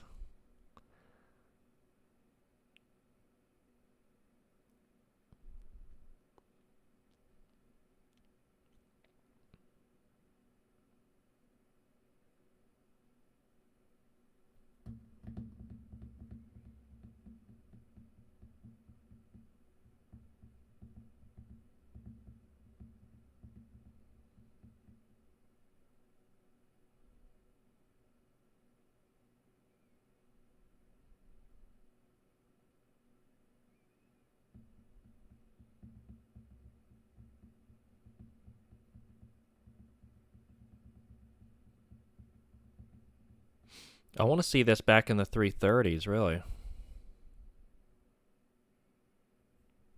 there's a decent pullback. All right, decent pullback down to the low 350s. I want to see this sloppy seconds move stay heavy, though. Does that make sense? A sloppy seconds move, I want to see it stay heavy. I'm going to try to kick back here, guys. I mean, I like the setup. I mean, the warrants, in the 334, probably take some off there.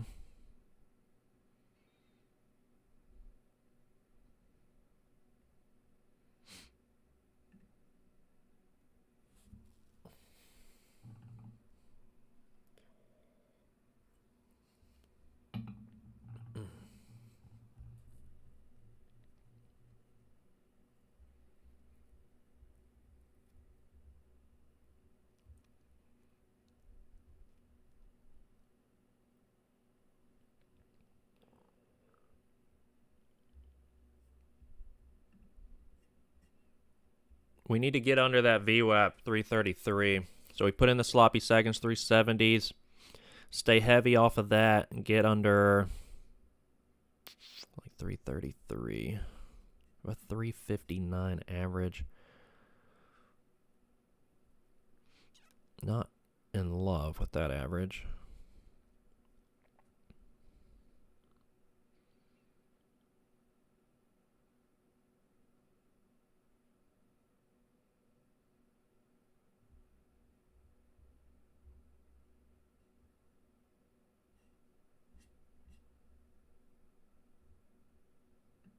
I'm going to reduce the risk down to the sloppy seconds high.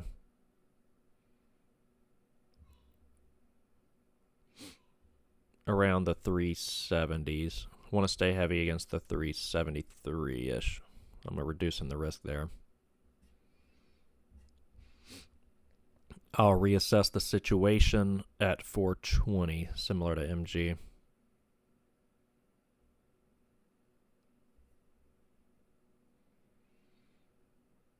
take the 10 cents and revisit. Some days that would have helped me so much, just taking 10 cents every time I got it.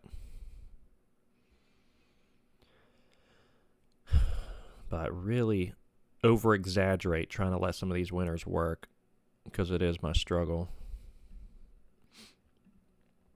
Like ELAB, I'm happy with that. I'm letting that work.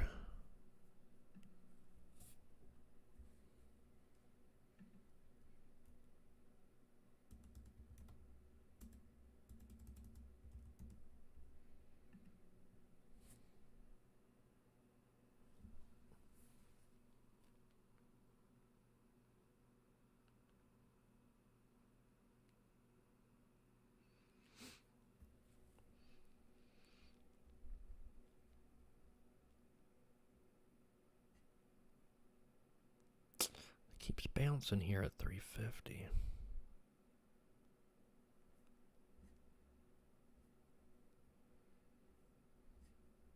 I wanted to do what I did yesterday. That'd be a beauty. Get this thing to drop down to 180.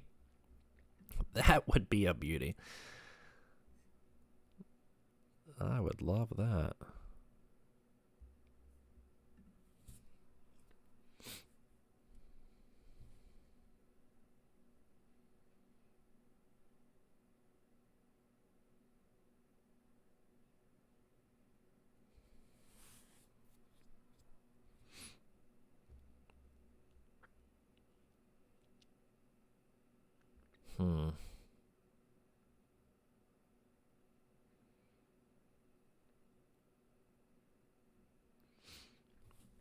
Well, I got the stop in. I'm just going to...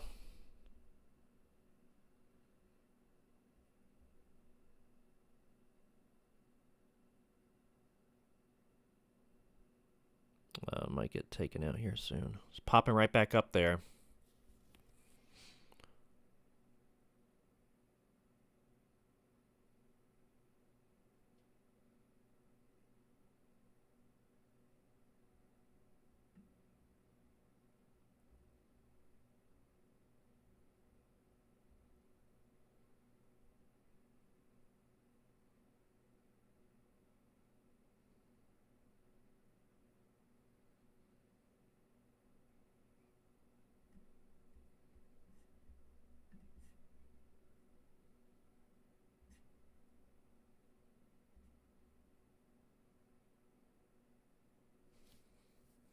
What you think of NXL?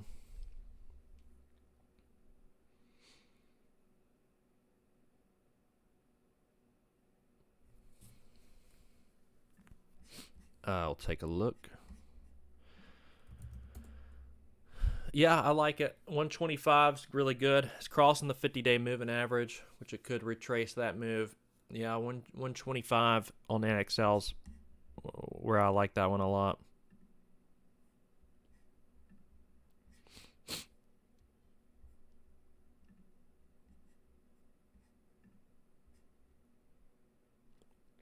A&T, come on, let's snap. Snap, crackle, pop. Let's go.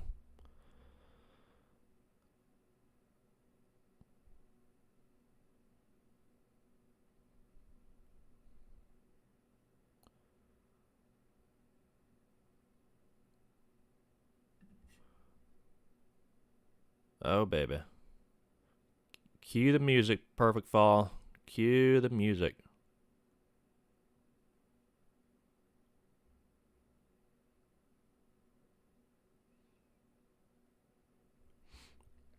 I haven't taken any off yet. I really just... I'm looking for a little bigger move. I want confirmation this thing's done. Don't pop back over 350. God, that's the last thing I want to happen here.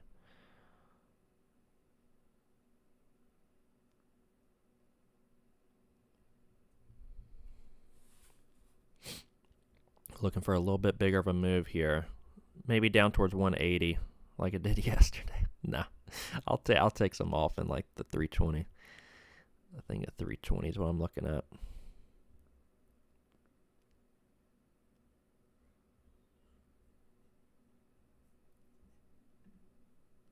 It tapped VWAP again. Tapped VWAP again. All right, we gotta cross under VWAP here. Dang it, man.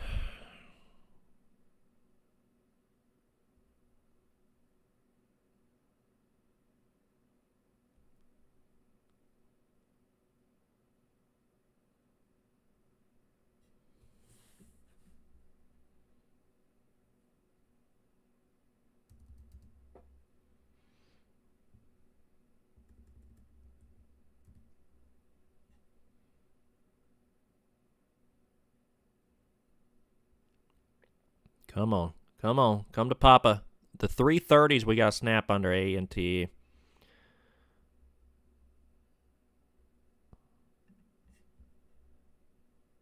About to take a piece off if it doesn't happen here soon. 335, I really need a snap there.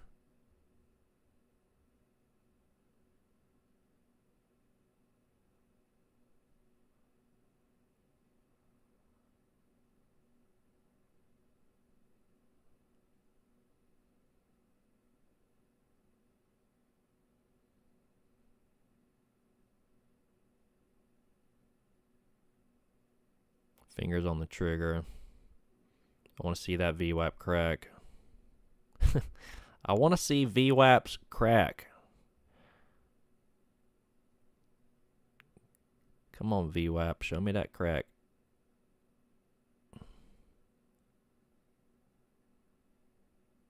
It's just sitting right here.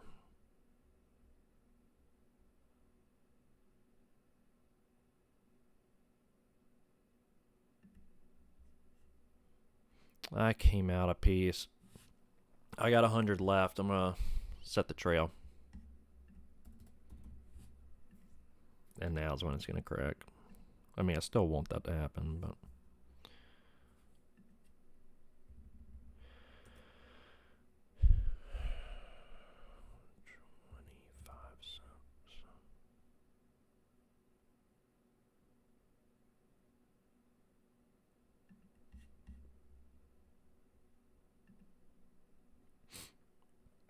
$0.25 trail.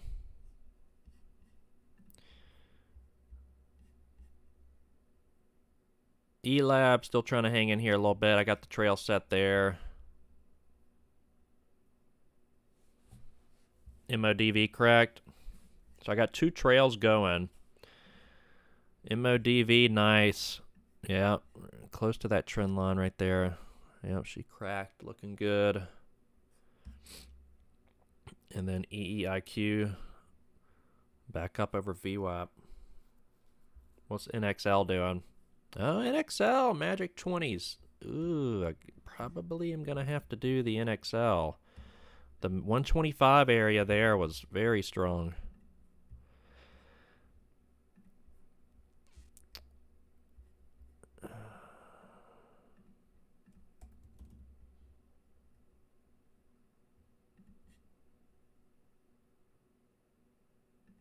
I'm going to get involved with it. 113, couple hundred right now. And then up towards like 130, I'm going to hit it with some more NXL. I'm actually going to do what MG does and put an order out for that. 125, another couple hundred. All right, that's NXL. ANTE still battling down here. I think I may just like take it off.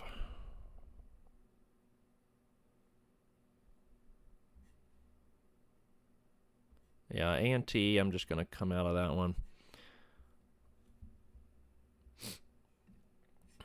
It's not cracking under VWAP right now. So E-Lab got the trail going. I'm kicking back there. NXL started at 200 at 113 and looking for 125 to hit some more shares there.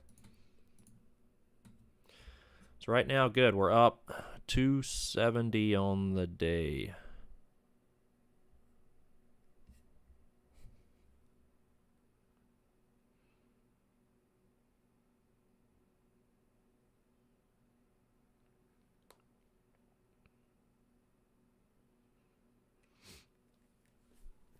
NXL just had so much resistance, 125, so I'm going to try to size this one up there. I mean, we don't have like tons of room to drop here. Our close was 75 cents. Currently, I'd need this thing back down near to $1 to get the 10-cent roll here.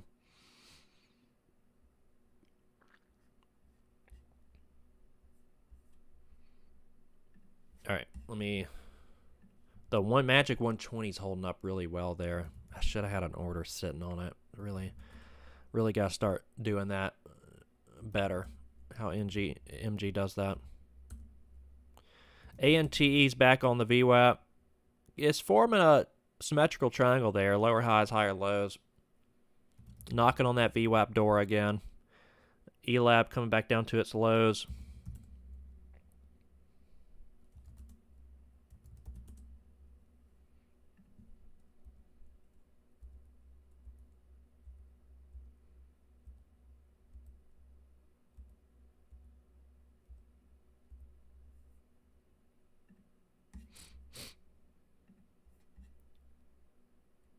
All right, NXL, this one's been dropping. I only got the one entry on it. Oh, well. I don't think I can hit it again down here.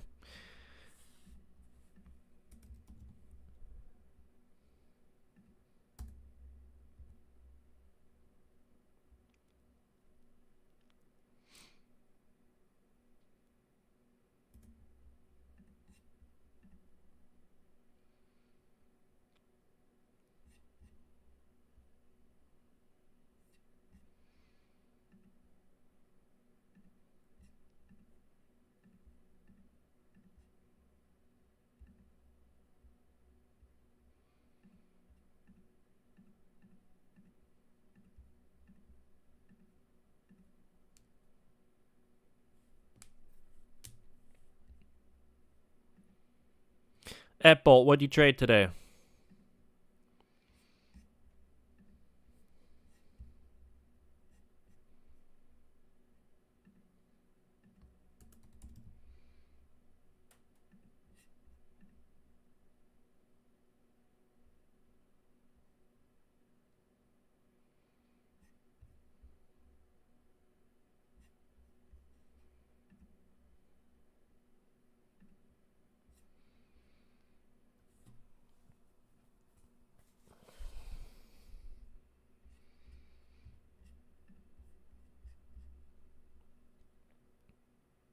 Oh, no, ANTE. Ah, frick.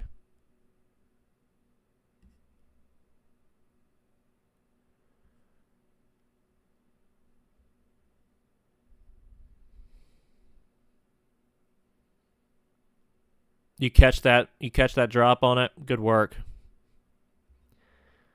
Good work. Yeah, I mean, I liked it. It just kept holding that VWAP. So I wanted to reduce on it, which I did, and then I was just thinking about the 10-cent roll on that pop, and I'm like, well, I want to make something here if it's gonna hold. God, this thing's at 312 now. We're going to 180. Yeah, like into this move right here, I would have taken half off and then I'd let the rest ride to see if it wanted to do what it did yesterday.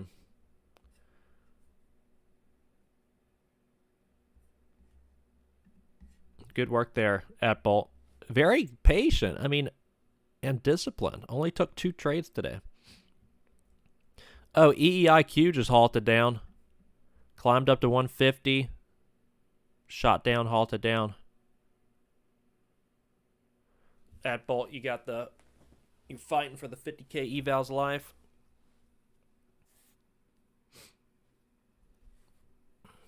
All right. Well, sounds like you had a good day. Pulled out that good old defibrillator. Keeping her alive.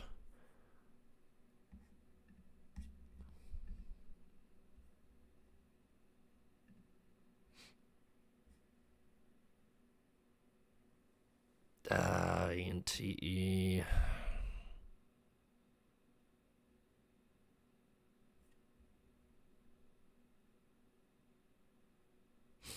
Bad patience there.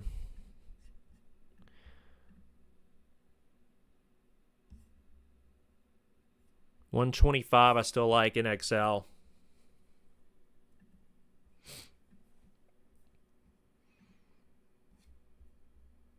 Cannot believe I did that.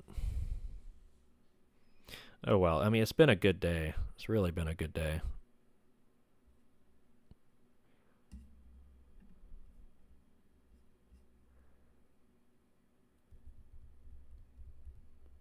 Yeah, I mean, the fear of being wrong, fear of losing money, those two fears kept me from sticking with it.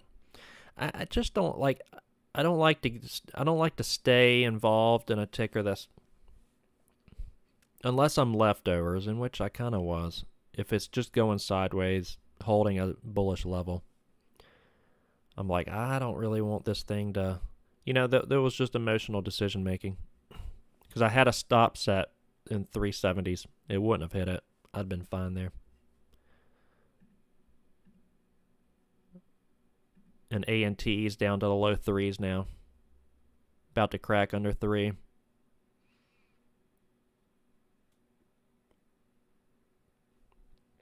Dang, that's painful.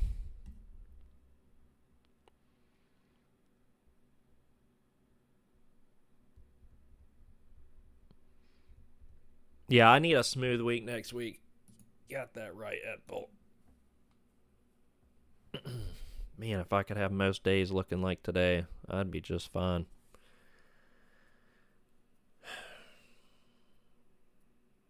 I don't want to stop trading because I feel like I'm kind of in the zone a little bit. But I got to head out of here soon. The ante, that sucked. That really sucked for me. Good work there, Ed Bolt. Anybody else who caught that? Right now, I'm just with NXL. I have an order at 125. She's popping up there right now. So 125, I'm going to hit that again. A lot of resistance up there.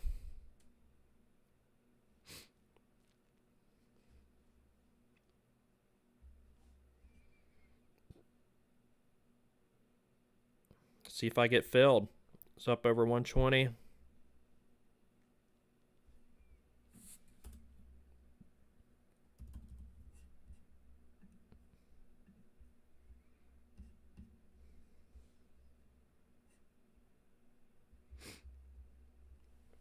No fill quite yet.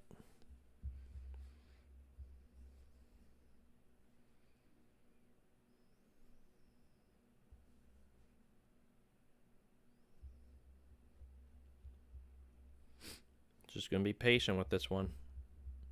I would like some more shares right here at the Magic 20 area, but seeing if we get that 125. That's the liquidity area left of the chart.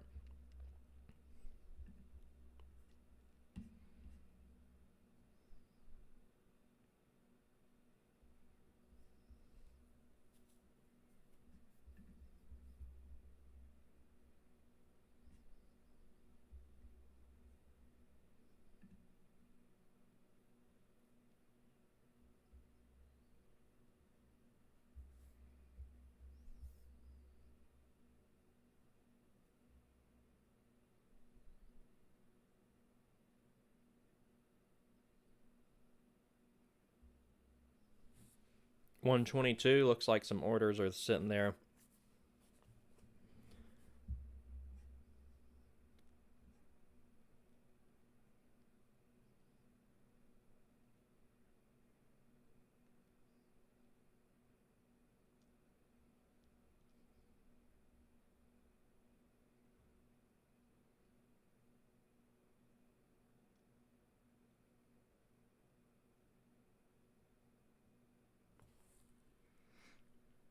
Broke up through that 122. Hasn't quite hit the 125 yet. MG, what are you thinking here? We're not up like that much off the close, but I love the resistance we're seeing here. We got a lot of resistance up here. Kind of beyond this, a gap to fill to 150, but it's going to be a tough journey getting up there.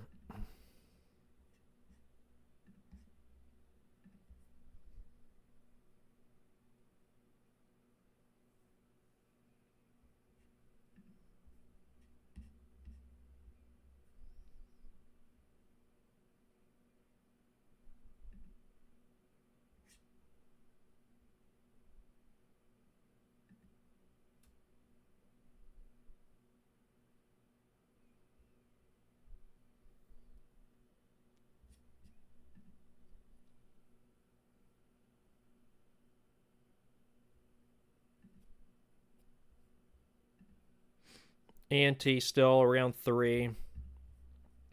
NXL sitting up here at $1.20.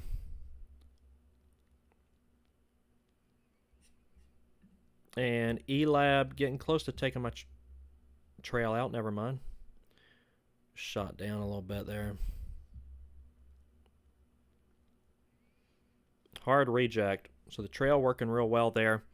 NXL, I'm trying to figure out what I'm going to do here. Because $1.25, I'm not sure I'm going to get it.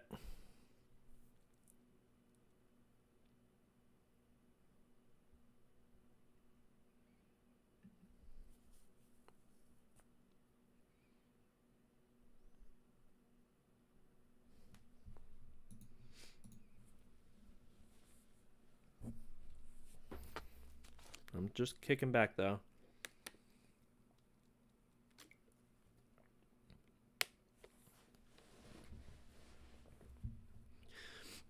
MG, do you use like the chart order entry on the side here?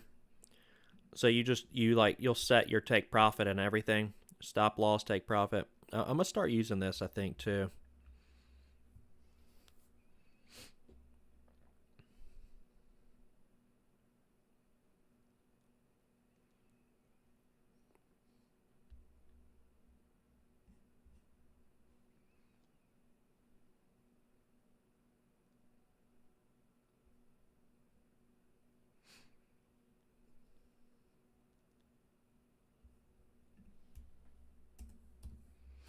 You don't really have to think about it, right? You just set it, press the button, and let her rip, Tater Chip.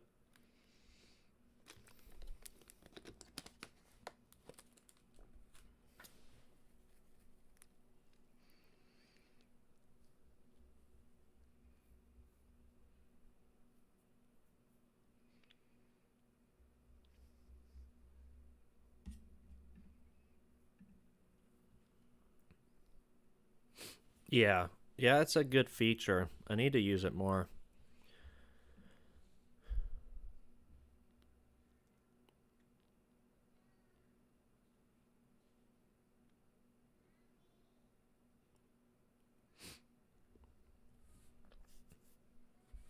Man, I want way more shares on this thing. Trying to be patient with it.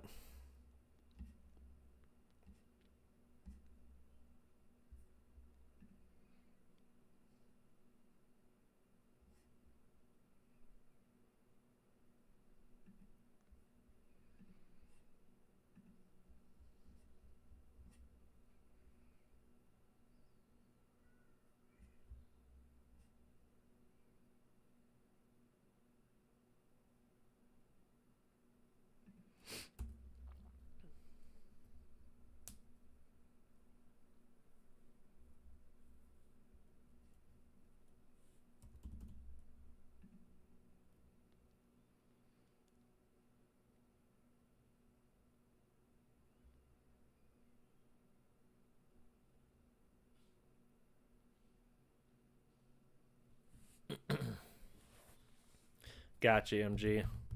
What are you trading from the beach?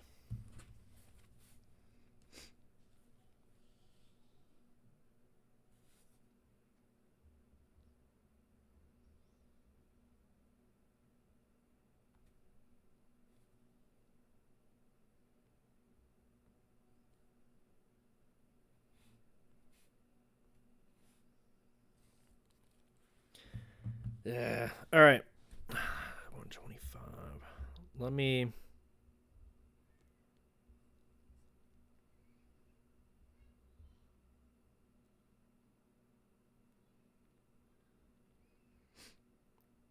I felt this morning like today was going to be like this, James, where this week's been real hard, and I get a day where things are working fairly well, and I'm just going to have to stay here longer to really make up for the week.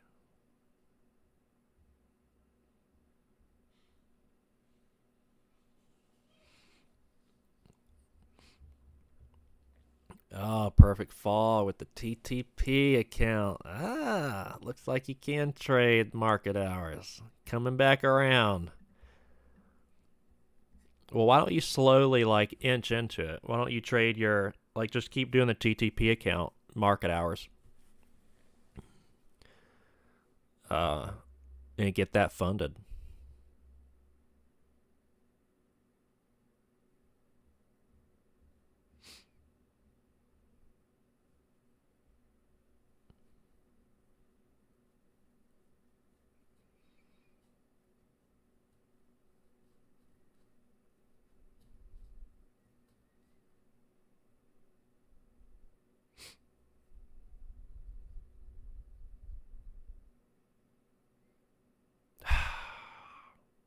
Aggravating. Can something happen here? My wife just said lunch is ready. I might have to tell her I'm fasting today.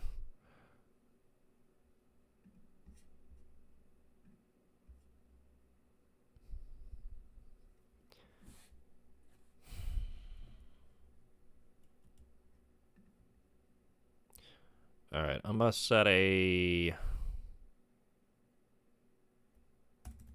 like 135 stop with you, MG.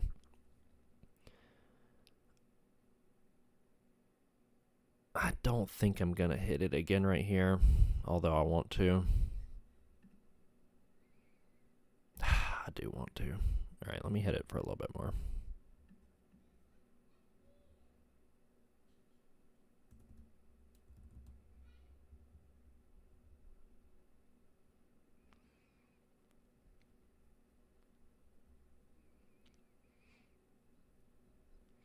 Yeah, today things have been working fairly well. I mean, I don't want to like get crazy here and start risking my whole day. I can do that. See, that's the annoyance with sometimes my trading. Like I'll make nearly $300 today, and then but it's kind of a grind getting there, and then I'll lose $300 on one or two trades. It's just no bueno. Can't do that anymore. No doing that.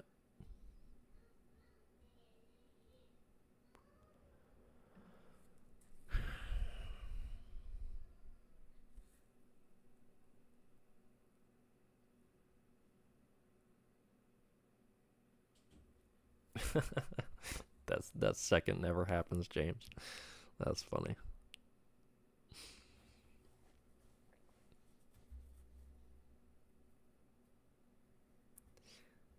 Thank you, MG.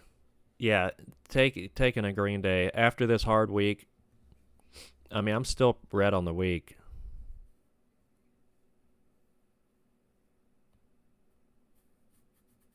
But this gives me some confidence going into the weekend. I think my problem this week was I overstayed my welcome on some of those tickers. Like ELAB today worked great. I kind of overstayed, but that's because I kept, seeing profit every time I took a trade there. Thar and APM, I overstayed losing on those. Like you can't do that. You gotta step away after a couple losses. Just step away. You gotta know when to cut the computer off too. So it was one of those days. The only thing moving was Thar. I kept trying to find anything else, and nothing else was moving except Thar. And I should have cut the computer off at that point because I kept going back to it because I'm like, there's no volume anywhere else.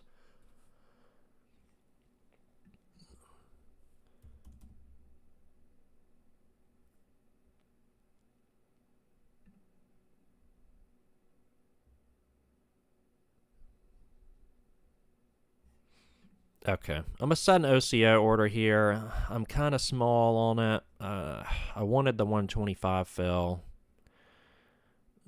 Stop is gonna be 133. I'll take profit. Honestly,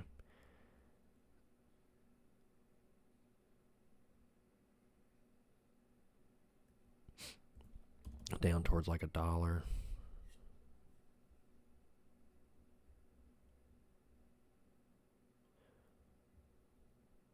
That risk reward doesn't look too great. I can see it tapping 125 is the reason. I gotta step away though.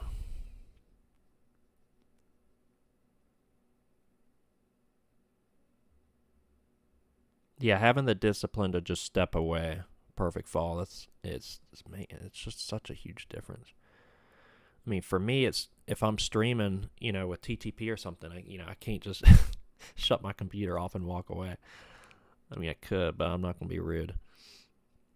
So you just gotta have the discipline to say, you know what, I'll commentate, but I can't trade. I can't trade. I'm over trading this ticker. There's nothing else going on. I'll just commentate.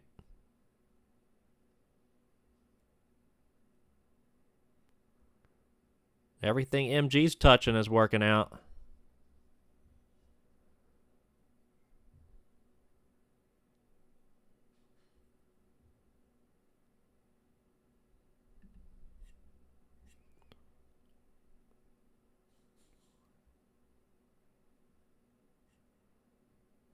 Okay.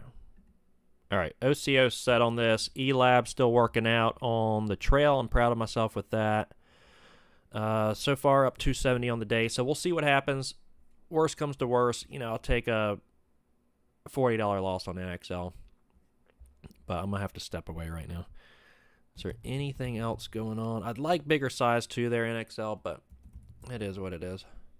It's a good chart. That's the edge right there. EEIQ, that would have been fun to be involved with, the 150 elevator down. ANTEFU. All right, let's do a quick vote on how you did on the day in Excel. Oh, there's the snap.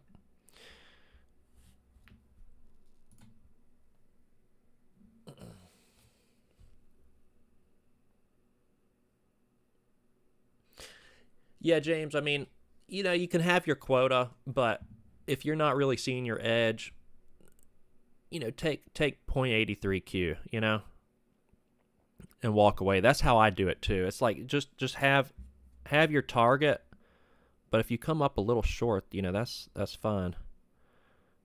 You don't want to.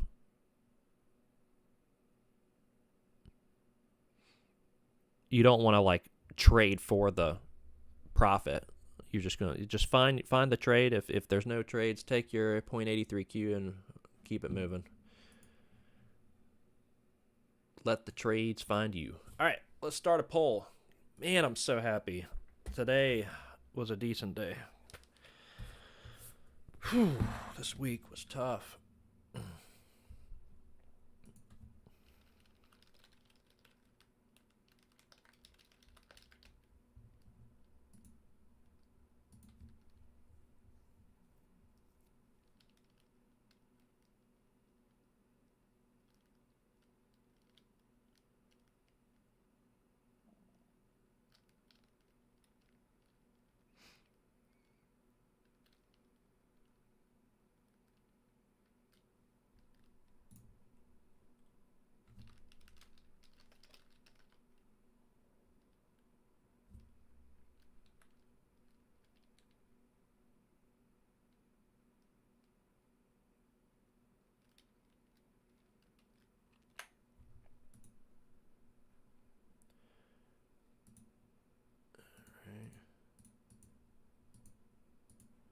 All right, were you green today? Let us know. Yay, nay.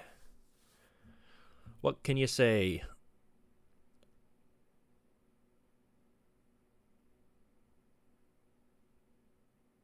Perfect fall, good. Happy to hear you were green this week. It was tough. Yeah, you learn really in the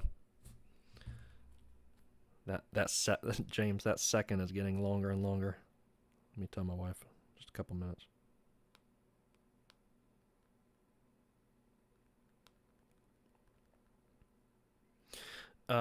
Yeah, you really only learn in these tough weeks. When everything is good and green, and every time you buy something high and hope higher, you make money. Like you don't learn anything. You learn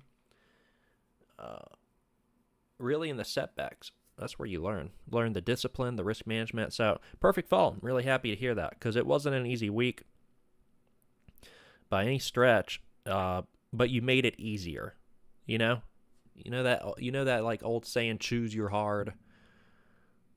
Like the cringeworthy thing, the choose your hard. It's like you can, being disciplined is hard, but over trading is hard too, because you're going to lose money. So you just choose your hard. Because in trading, certainly you're choosing your hard.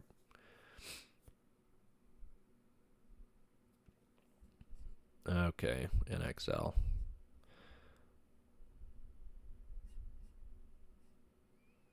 You know what? I adjusted my stop on A&T. I'm not going to do it here. I don't like the move it just put in, but I'm going to keep it. I'm going to keep the risk there.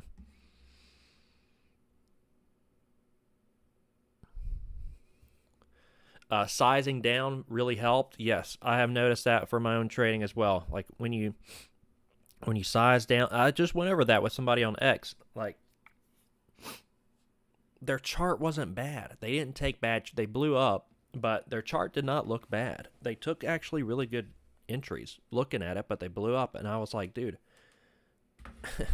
like you're not a bad trader, but there's a few things here.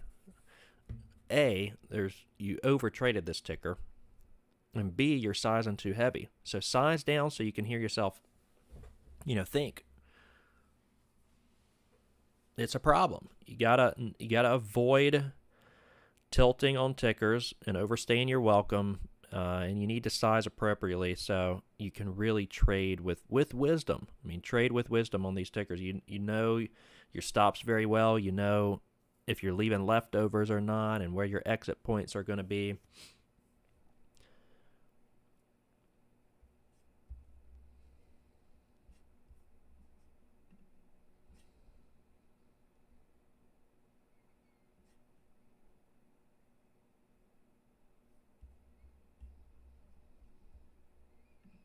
But yeah, I mean, I'm preaching to the choir a lot of this because, yeah, APM, look at this ticker on Thursday. I mean, I overstayed my welcome here. This thing closed at $1.25 and is up to like $3. Well, I'm going to be interested in a short here. And it climbed just all the way to $5 before, of course, pulling back to 270s. And I saw a bunch of upper wicks in the past chart history, so it really wasn't much different than ELAB today. ELAB, I saw that one, same kind of thing, up from $1 to $3. A lot of upper wicks past chart history. Interested in a short. But let's say they do work out most of the time, but you gotta not force like you're trying to force your will onto the ticker. If the ticker's in short squeeze mode, step out of the way and just quit trying to predict. Just react to it. If you're wrong twice, just take the L and move on. All right, guys, that's going to wrap it up for me. I'm going to head on out of here. Working ELAB leftovers, trails at 297, NXL 113 short. We'll see what that does. 130s risk, otherwise back down to $1 there. We'll certainly be green on the day today. I'm not going to trade anymore, but overall pretty happy with today. Certainly makes up for the week. I'd like to have more days like this moving forward next week. If I can get the green action going, I'm going to be trying to size into some winners and have some more good green days. But being up, I mean, this is pretty much near 3Q on the day for me. So that's I want to go for that. Go for that more often. When I'm green, just keep it moving. But traders, email me if you have any questions, averydaytrading@gmail.com. Get your eval in the description below. Otherwise, I'll miss you guys over the weekend. We'll be back at it first thing, though, Monday morning. Friday night live stream tonight. I was going to do it with Fades, but Fades he told me he's got something going on tonight. So I didn't want to do it by myself. I mean, if somebody wants to do it with me, it might be later for me because the wife's made plans. It might be 10 o'clock or so before I could do it. But if somebody wants to do it alongside me, I'd like to just hang out and talk stocks. Email me and we could figure it out. But otherwise, have a good weekend, guys, and we will see ya first thing